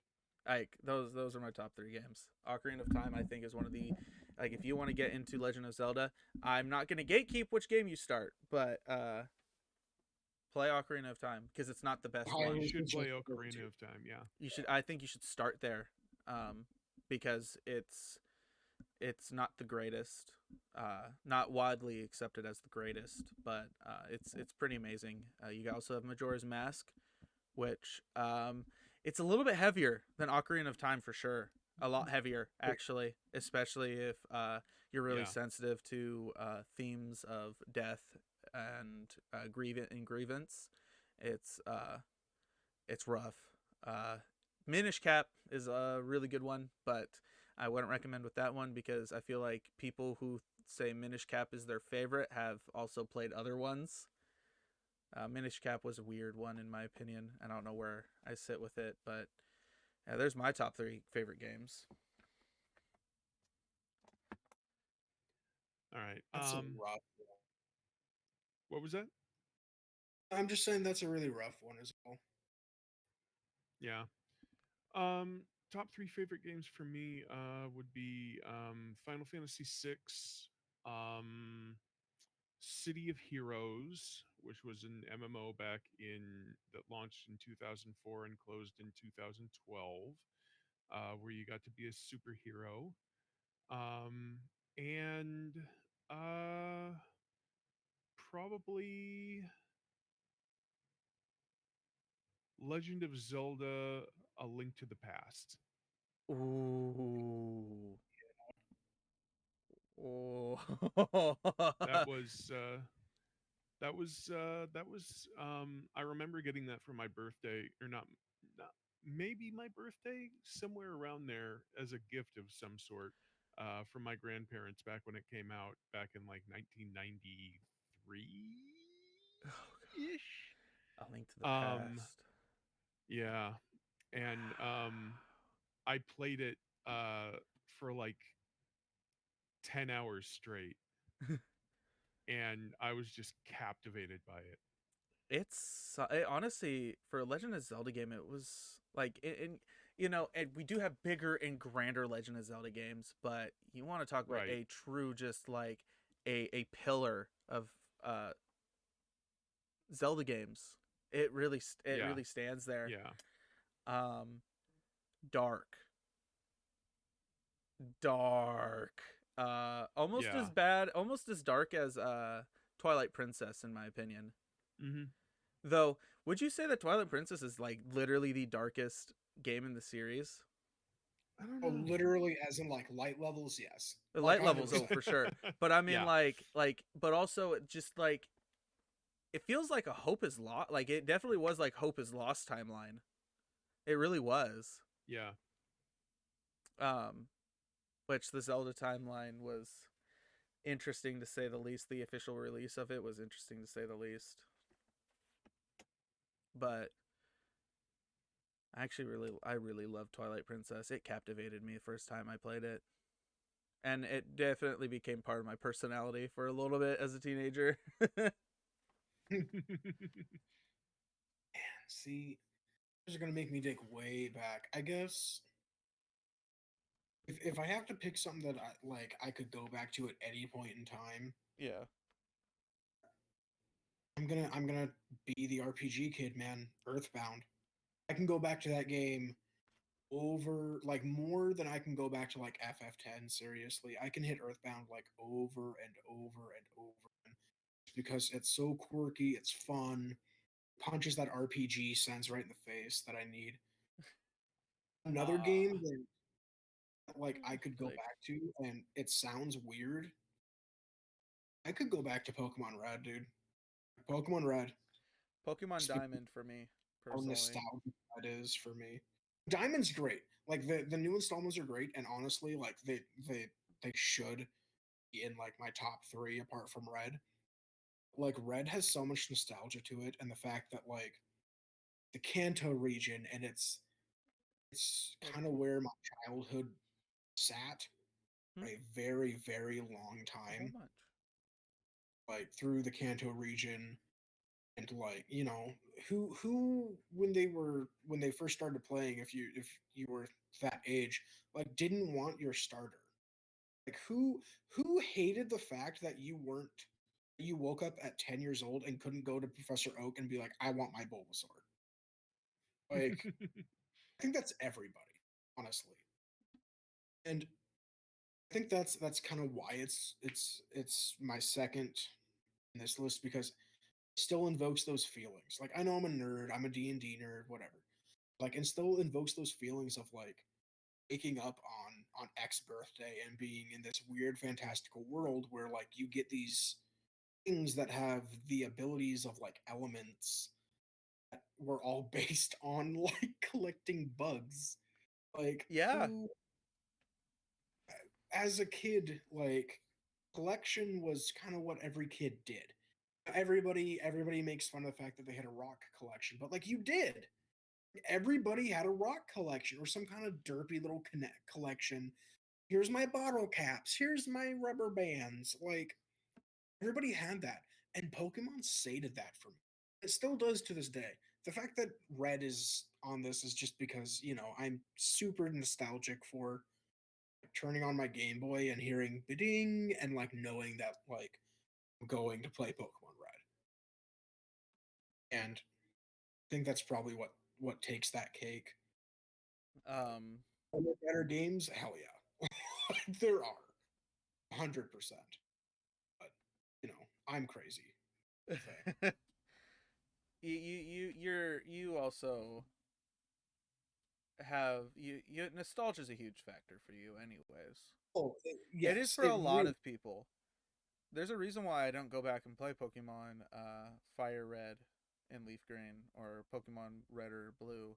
There's reasons why, because I know I'm not gonna like it when I go back. I'd like to hold those memories. It's why I You don't go back to playing. nostalgic rules. It's why I don't go back and play Ocarina of Time or Majora's Mask anymore. It's because it's like there have been far better games that have come out. Just all Mhm. around better games, but these games wowed me to such a degree that I just Yeah. don't want to ruin it for myself. You don't want to go back I and play Pokemon Rose Colored Glasses.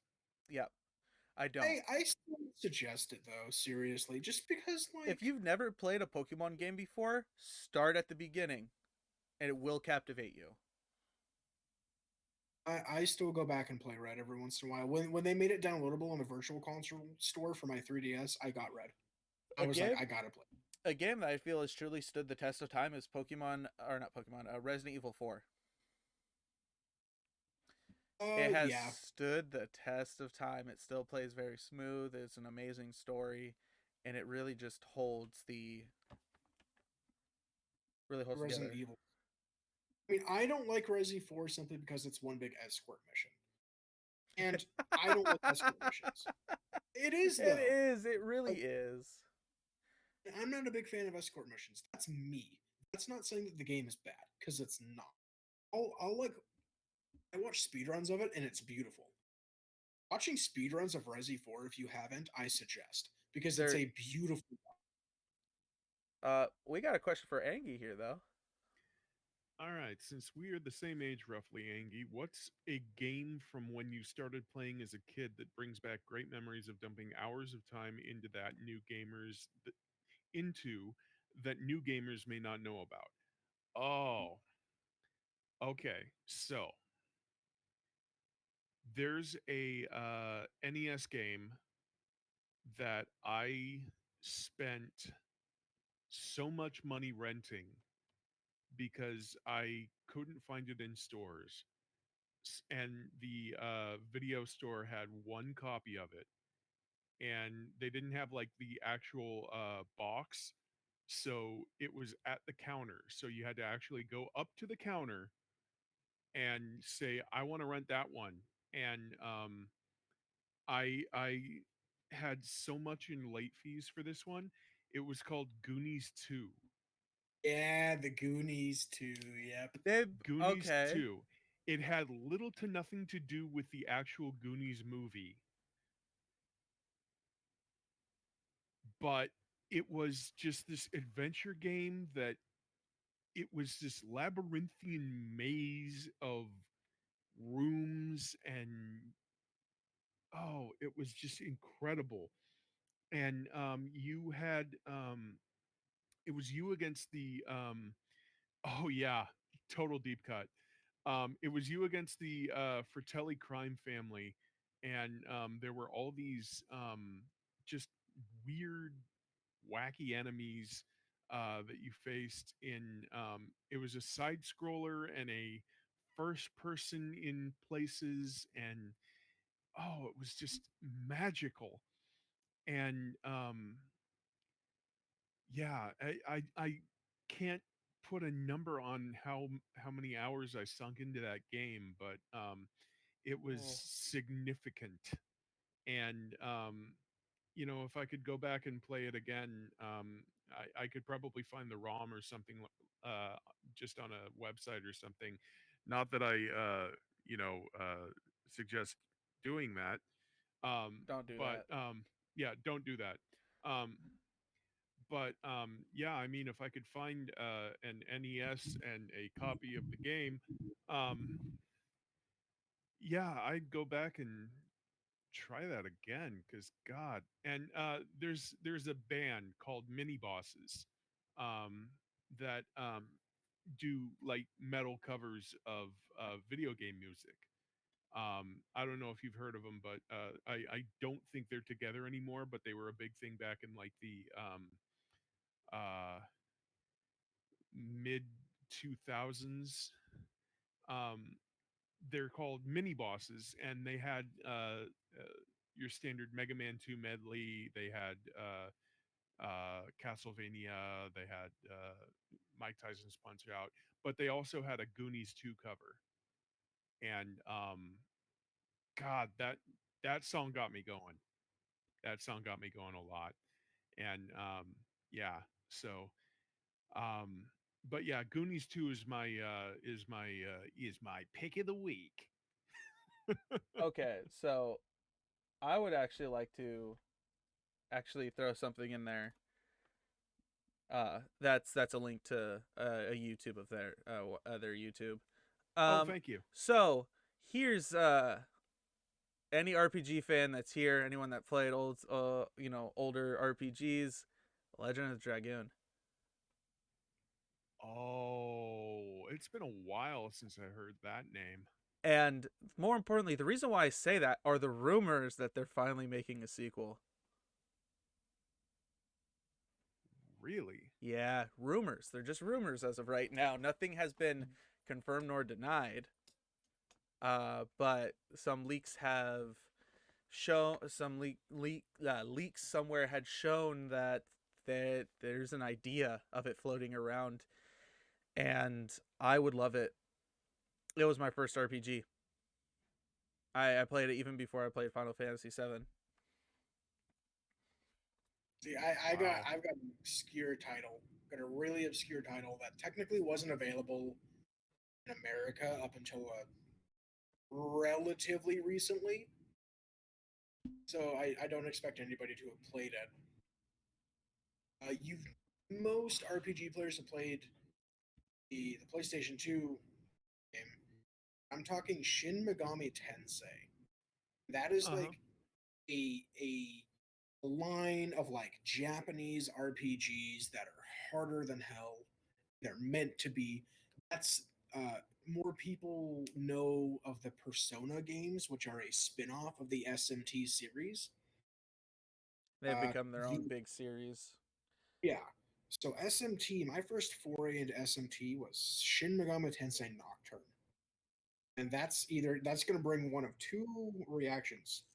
Either sublime love or pure and utter PTSD.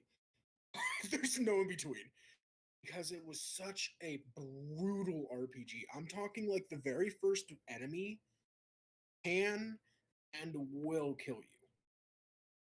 Like it's rough. A a lot of like RPG terms have come from the SMT series, like buffs are king. The SMT series like did that.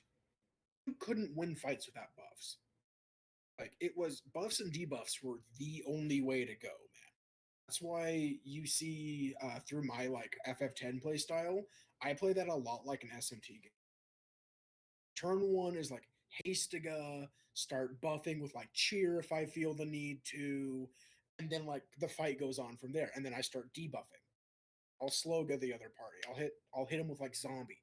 So my playstyle is not like very like a lot of traditional RPG, like hit it really hard until it dies, cast a whole lot of magic at it until it Right. dies. Yeah. It's like it's buff, debuff, set up for like the next 50 turns, and then the fight goes on.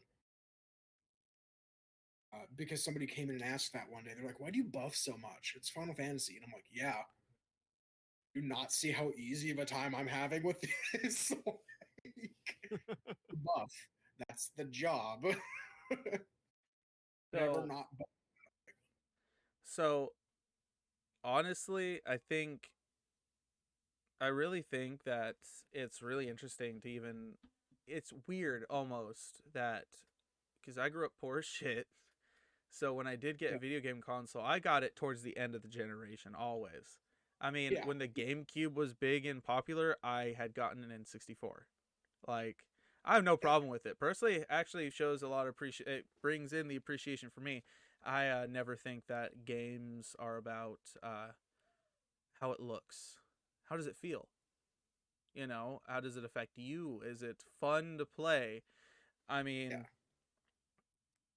a lot of people today, I feel like, don't have an appreciation for games that may not look all that It's great. not, yeah, it's not all about crap.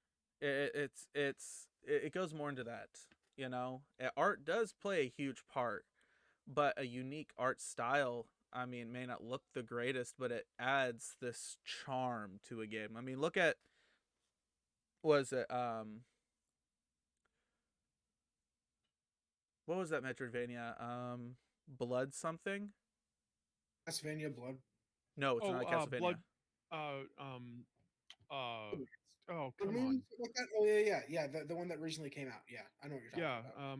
Give me just a sec. Um, I have it somewhere.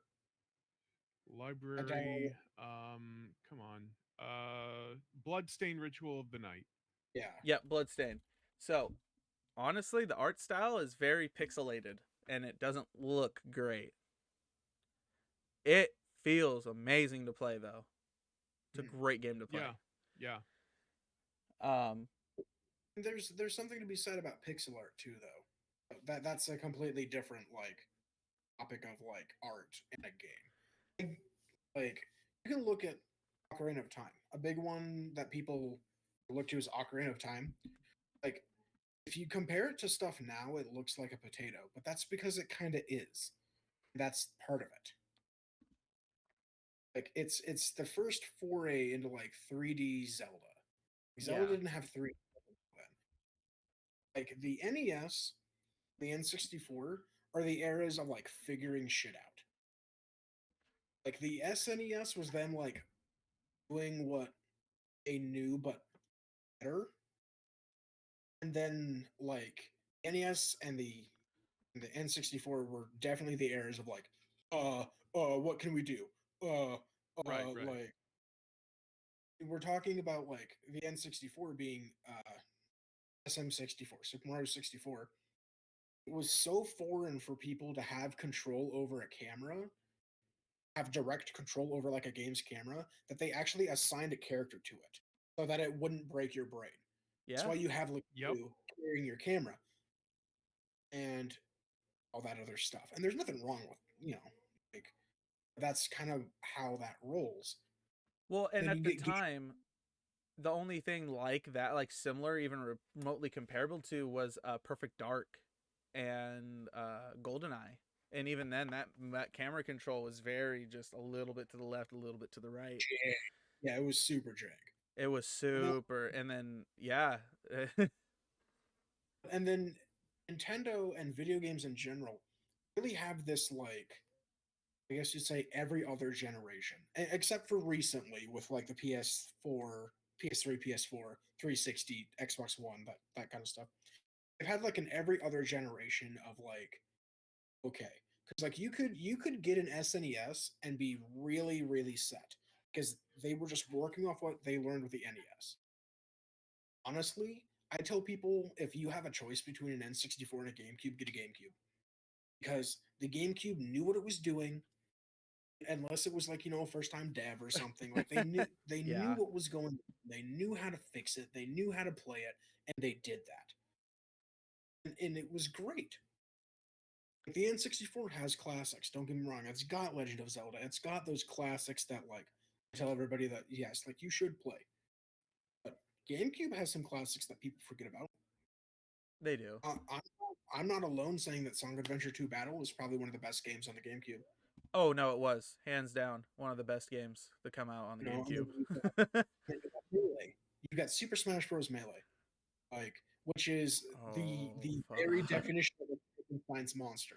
Yeah. Because Masahiro hates that game. He hates the fact that Melee is part of the series, and that is the most popular. He hates it because it's not what Smash is meant to be. It's And meant to be a part Melee, of. not even the best. In reality, it was pretty garbage.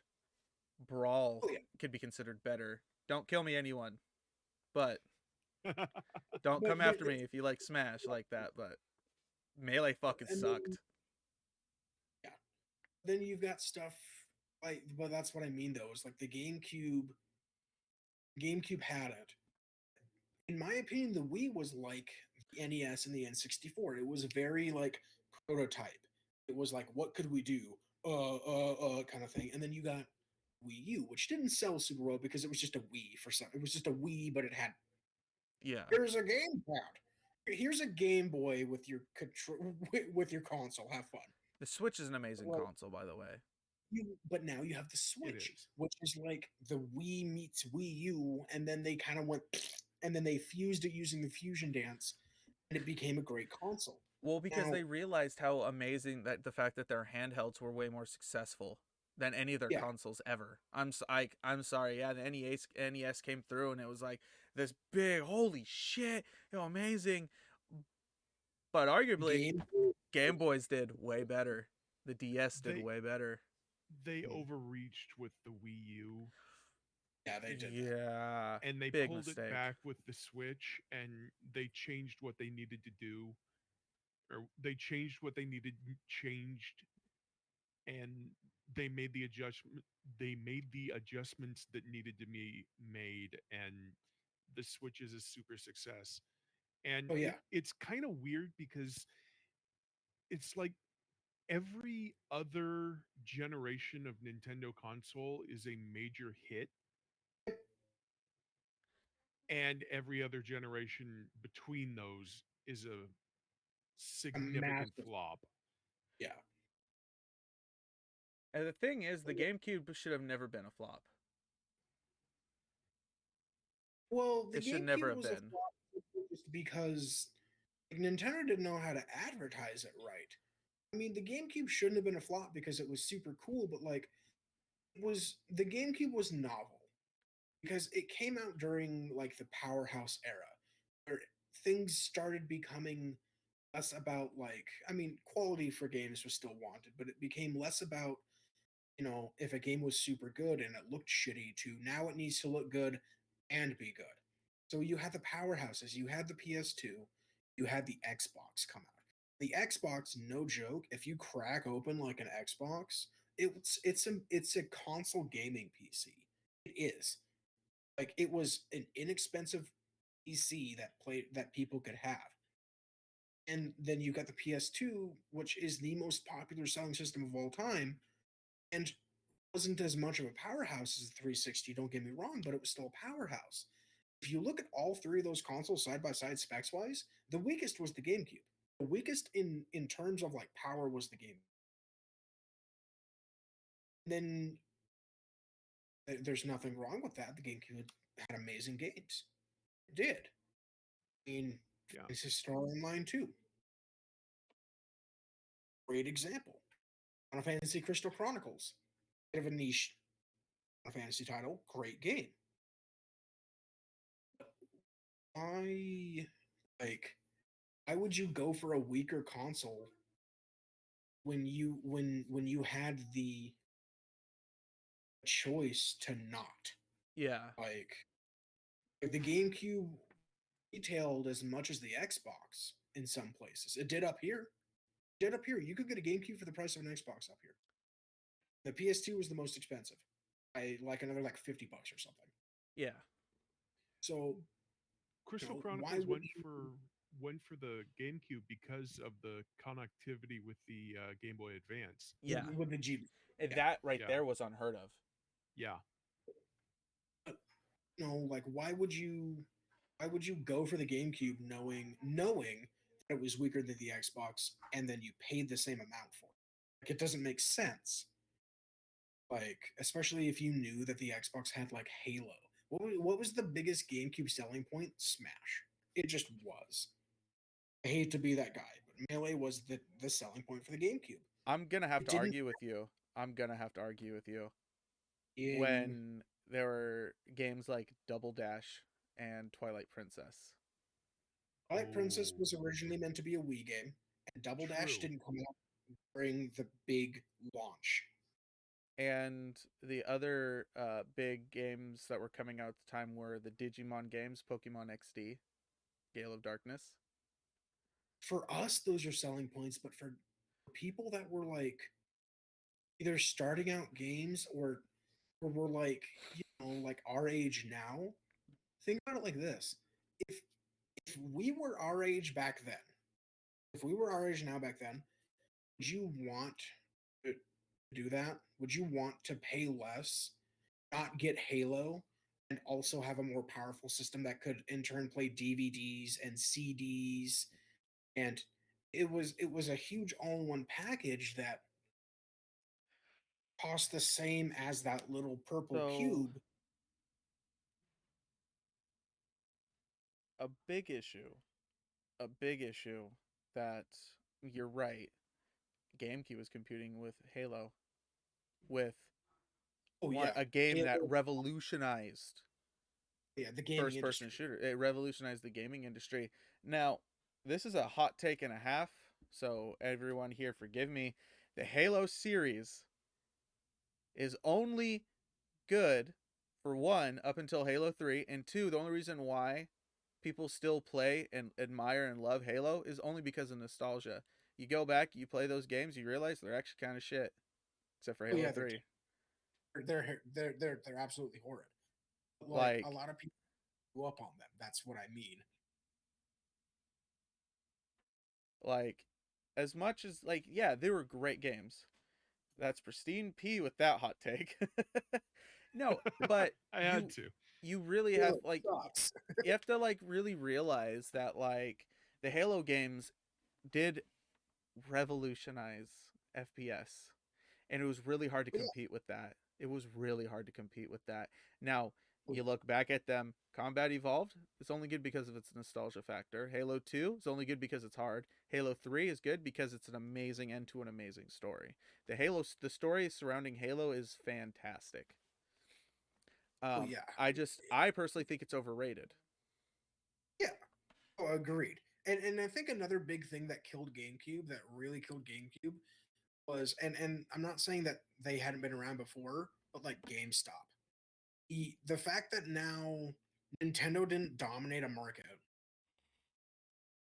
and PS2 and Xbox had like come onto the scene. In GameStop, their biggest selling point was the ability to go in and trade your system that you didn't want and maybe get a new thing for it. Like people would go and get GameCubes. Kids would get like GameCubes, and they wouldn't have like the games that they wanted because every kid was like, I want to play Halo. And Yeah. what did they do with their GameCube? They went in with all their games and all their shit. And when GameStop take this, and GameStop was like, okay, I'll give you $4 for it, kid. You're like, I don't. And they bought an Xbox and they bought Halo. So like the GameCube didn't have a selling point. That's I guess that's the base of my argument. The GameCube didn't have a selling point honestly, because I understand why you think why you would say that. I really do. I just I believe the reason why it failed was the fact of its competition was just better. It's the same issue that the Xbox uh Xbox One ran into against the PS4. oh yes. How the hell do you compete with, exclusives like God of War and God of War, Horizon Zero Dawn, Spider Man? Like they had like the Xbox One was a much better console than the 360 was. It was a Oh good yeah. console, but holy hell, why the hell would you get it besides for its exclusives? There's no point. Oh, and with exclusives going out the window recently, not fully, but like There is recently. exclusivity if you want to get on the hype while it's hype. So for people like me, a growing content creator, I would definitely pick whatever has, the better selling point, whatever has Yeah. what got the best going for it. Honestly, if I were to go what has the best for going with it, I would have bought an Xbox, the new Xbox. Yeah. Oh, definitely because it has a better launch section. I Yeah, mean, look, much better. 5 right now is just a PS4 emulator. I hate to be that guy, but PS5 has nothing going for it right now. Miles It's Morales, nothing. That's not going for it. Don't even lie to Horizon me. Zero Dawn Compared 2. to everything Are you kidding me? Are you kidding me? Okay, okay. else, are they out? Yes or no? How dare you question my fanboy tendencies? What are they out though? Are Horizon Zero Dawn 2 Morales is out, right? Morales is Morales is out, Morales is out, yeah. and it dominated. Like that's all anyone could talk about for a while there. that's fine. When you have the new Xbox that is not only an Xbox 360 emulator, an Xbox emulator, plus they have an actual like library of games being launched, as opposed to the PS5 that's like, here, you can play your PS4 games, Spider-Man Miles Morales. So we'll look at. So let me pull them up real quick. So the exclusives that have been confirmed for PlayStation 5 so far: Astro's Playroom, which Demon Souls, which that's big. That's big right there. It is and it isn't, because Demon Souls has already been ported to different things. But no, I'm talking about not the remaster, the remake. Oh, okay. The remake is exclusive to PS5. And here's two really big ones: Ratchet and Clank and Gran Turismo 7. So, and that's fine. Like, that's their selling points right now, but they're not out. Until they come out, I don't see a big like jump to want for like me to want to get it. Unless tomorrow, like the nostalgia goggles pop on and Ratchet and Clank comes out, and I'm like, I need to do this. I'm happy with my PS4 until I physically can't play it. Okay, so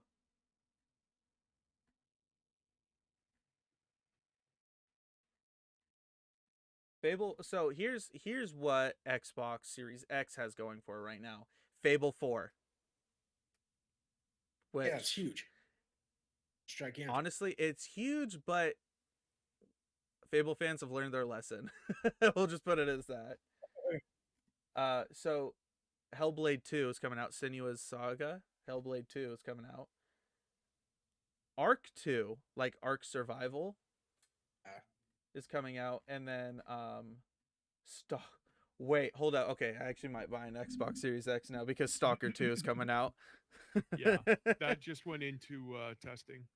It really did. Nice. And then you've got State of Decay 3, and then the Perfect Dark remake. Yeah, and But what is out now? What is out right now? Honestly, from the looks of it, nothing. I think Avowed and Bright Memory are out right now, but those exclusives aren't hyped. That's what I'm talking about, though. Is like right now, there's no selling points for for the new consoles. You know why Switch is dominating? It had a huge selling point. Okay. Right off. Okay, the Switch has got the Mario games. It's got a basically in the store. There's a game you could buy that is the like all of the big Mario games. 3D Marios, yeah. 3D Marios. It's got Breath of the Wild. Breath of the Wild 2 is coming out next year, I believe. And that's a big thing coming for it because Breath of the Wild was a wild success. It's got Smash Ultimate, which they're still making content for. Yeah. I mean, what else? It's got Pokemon. It had Sword and Shield. It's got the Pokemon Diamond and Pearl remakes. And then there's the Pokemon, the open world Snap. Oh, and has Pokemon Snap now. Like, Nintendo is dominating. No matter what anyone thinks, Nintendo is dominating the market right now. I mean, what's the point of? Man, they got that exclusivity that like it's just PlayStation. Nasty. Like they're pulling off IPs that like PlayStation is sitting there drooling over. Like, please give me some master, please, and Nintendo's like, no. So, oh, my bad. I was wrong about PS5. So Demon Souls is out. Destruction All Stars is out. God of War Ragnarok is coming out this year. God of War Ragnarok is coming out this year. Hey, guy. Hey, chat. So real quick, you know how much I love you guys. but what I mean though is like, right now there's selling points are X amount of months away. And when GameCube and like Xbox and had like hit the scene, PS2 already had its selling point being Jak and Daxter. Naughty Dog hit their stride with Jak and Daxter. And I'm not going to praise them after everything that they've done. Like, I'm praising Jak and Daxter because up until now, Naughty Dog was a good company. I'll praise them for past decisions. The Last of Us games were amazing. Even with all the hate that The Last of Us 2 got, they were amazing games. But when GameCube dropped, when Xbox dropped, definitely Xbox came in without a single pulled punch and was like, by the way, GameCube, fuck you. Fuck the little handle on the back of your console for portability. Have Halo. GameCube never recovered from that nasty right hook. Just never did. They recovered to people who like stuck around with it. They recovered with Resi 4. They recovered with They ultimately found success with it, but it flopped on release heavily. Oh yeah. Oh no, it's still no, it was a flop. Like 100%. It was a flop of a sale. Like it was not good. That's why they're not doing GameCube stuff. Like they stopped doing GameCube stuff. But they still make but they make GameCube controllers that are compatible with the Switch. Honestly, that's their best controller design. And it is. It's great for Smash. Like GameCube didn't have anything. It didn't have things later on. It did have Double Dash. It had Twilight Princess. It did have Sonic Adventure. It had a list of great games. Resi 4. It had a list and a library of good games, but it took 20 years for it to happen. They lost everything because of it. They didn't have any strong launch. They hadn't launched that was incredibly quote unquote strong. The Legend of Zelda Master Series, the one that had Ocarina of Time and Majora's Mask on it, and it had like a 20-minute demo of Wind Waker. Yeah. That was the strongest selling point. Unless you were a Legend of Zelda fan, you could have been a fan as a kid, but you really weren't a fan until you really grew up. You weren't gonna get a GameCube for it. No, they had Pokemon XD. They had Pokemon Coliseum. They had a library. It just didn't come out until like a year into the GameCube's life cycle. Then everything was downhill from there. Unfortunately. I mean, yeah. And unfortunately, I just got some news, some family news, so I do have to get going right now. My grandma took a spill, so she's doing okay, but they had to call the doctor and everything. So she just landed on her knee and hurt it. So it's all good. I was about to say before, so we don't go downhill today. I was gonna call it here anyways. I was about to say. All right. So, friendly reminder, everyone. Good. I will catch you later, Angie. Soul, I will catch you later. And I appreciate that, Canuck.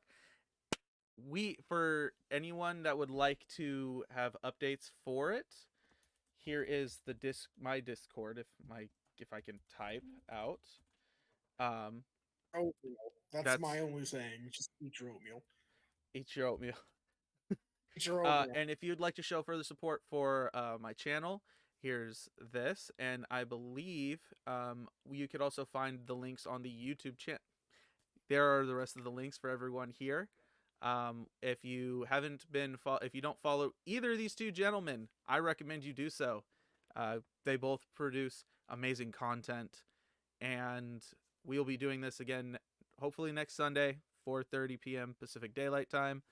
And I will catch you, all of you who will be here in the morning at 9 a.m. So for now, I bid everyone a wonderful rest of their evening. Soul, might just play some games with you in a bit. But for now, have a good night, everybody. Good night, everybody.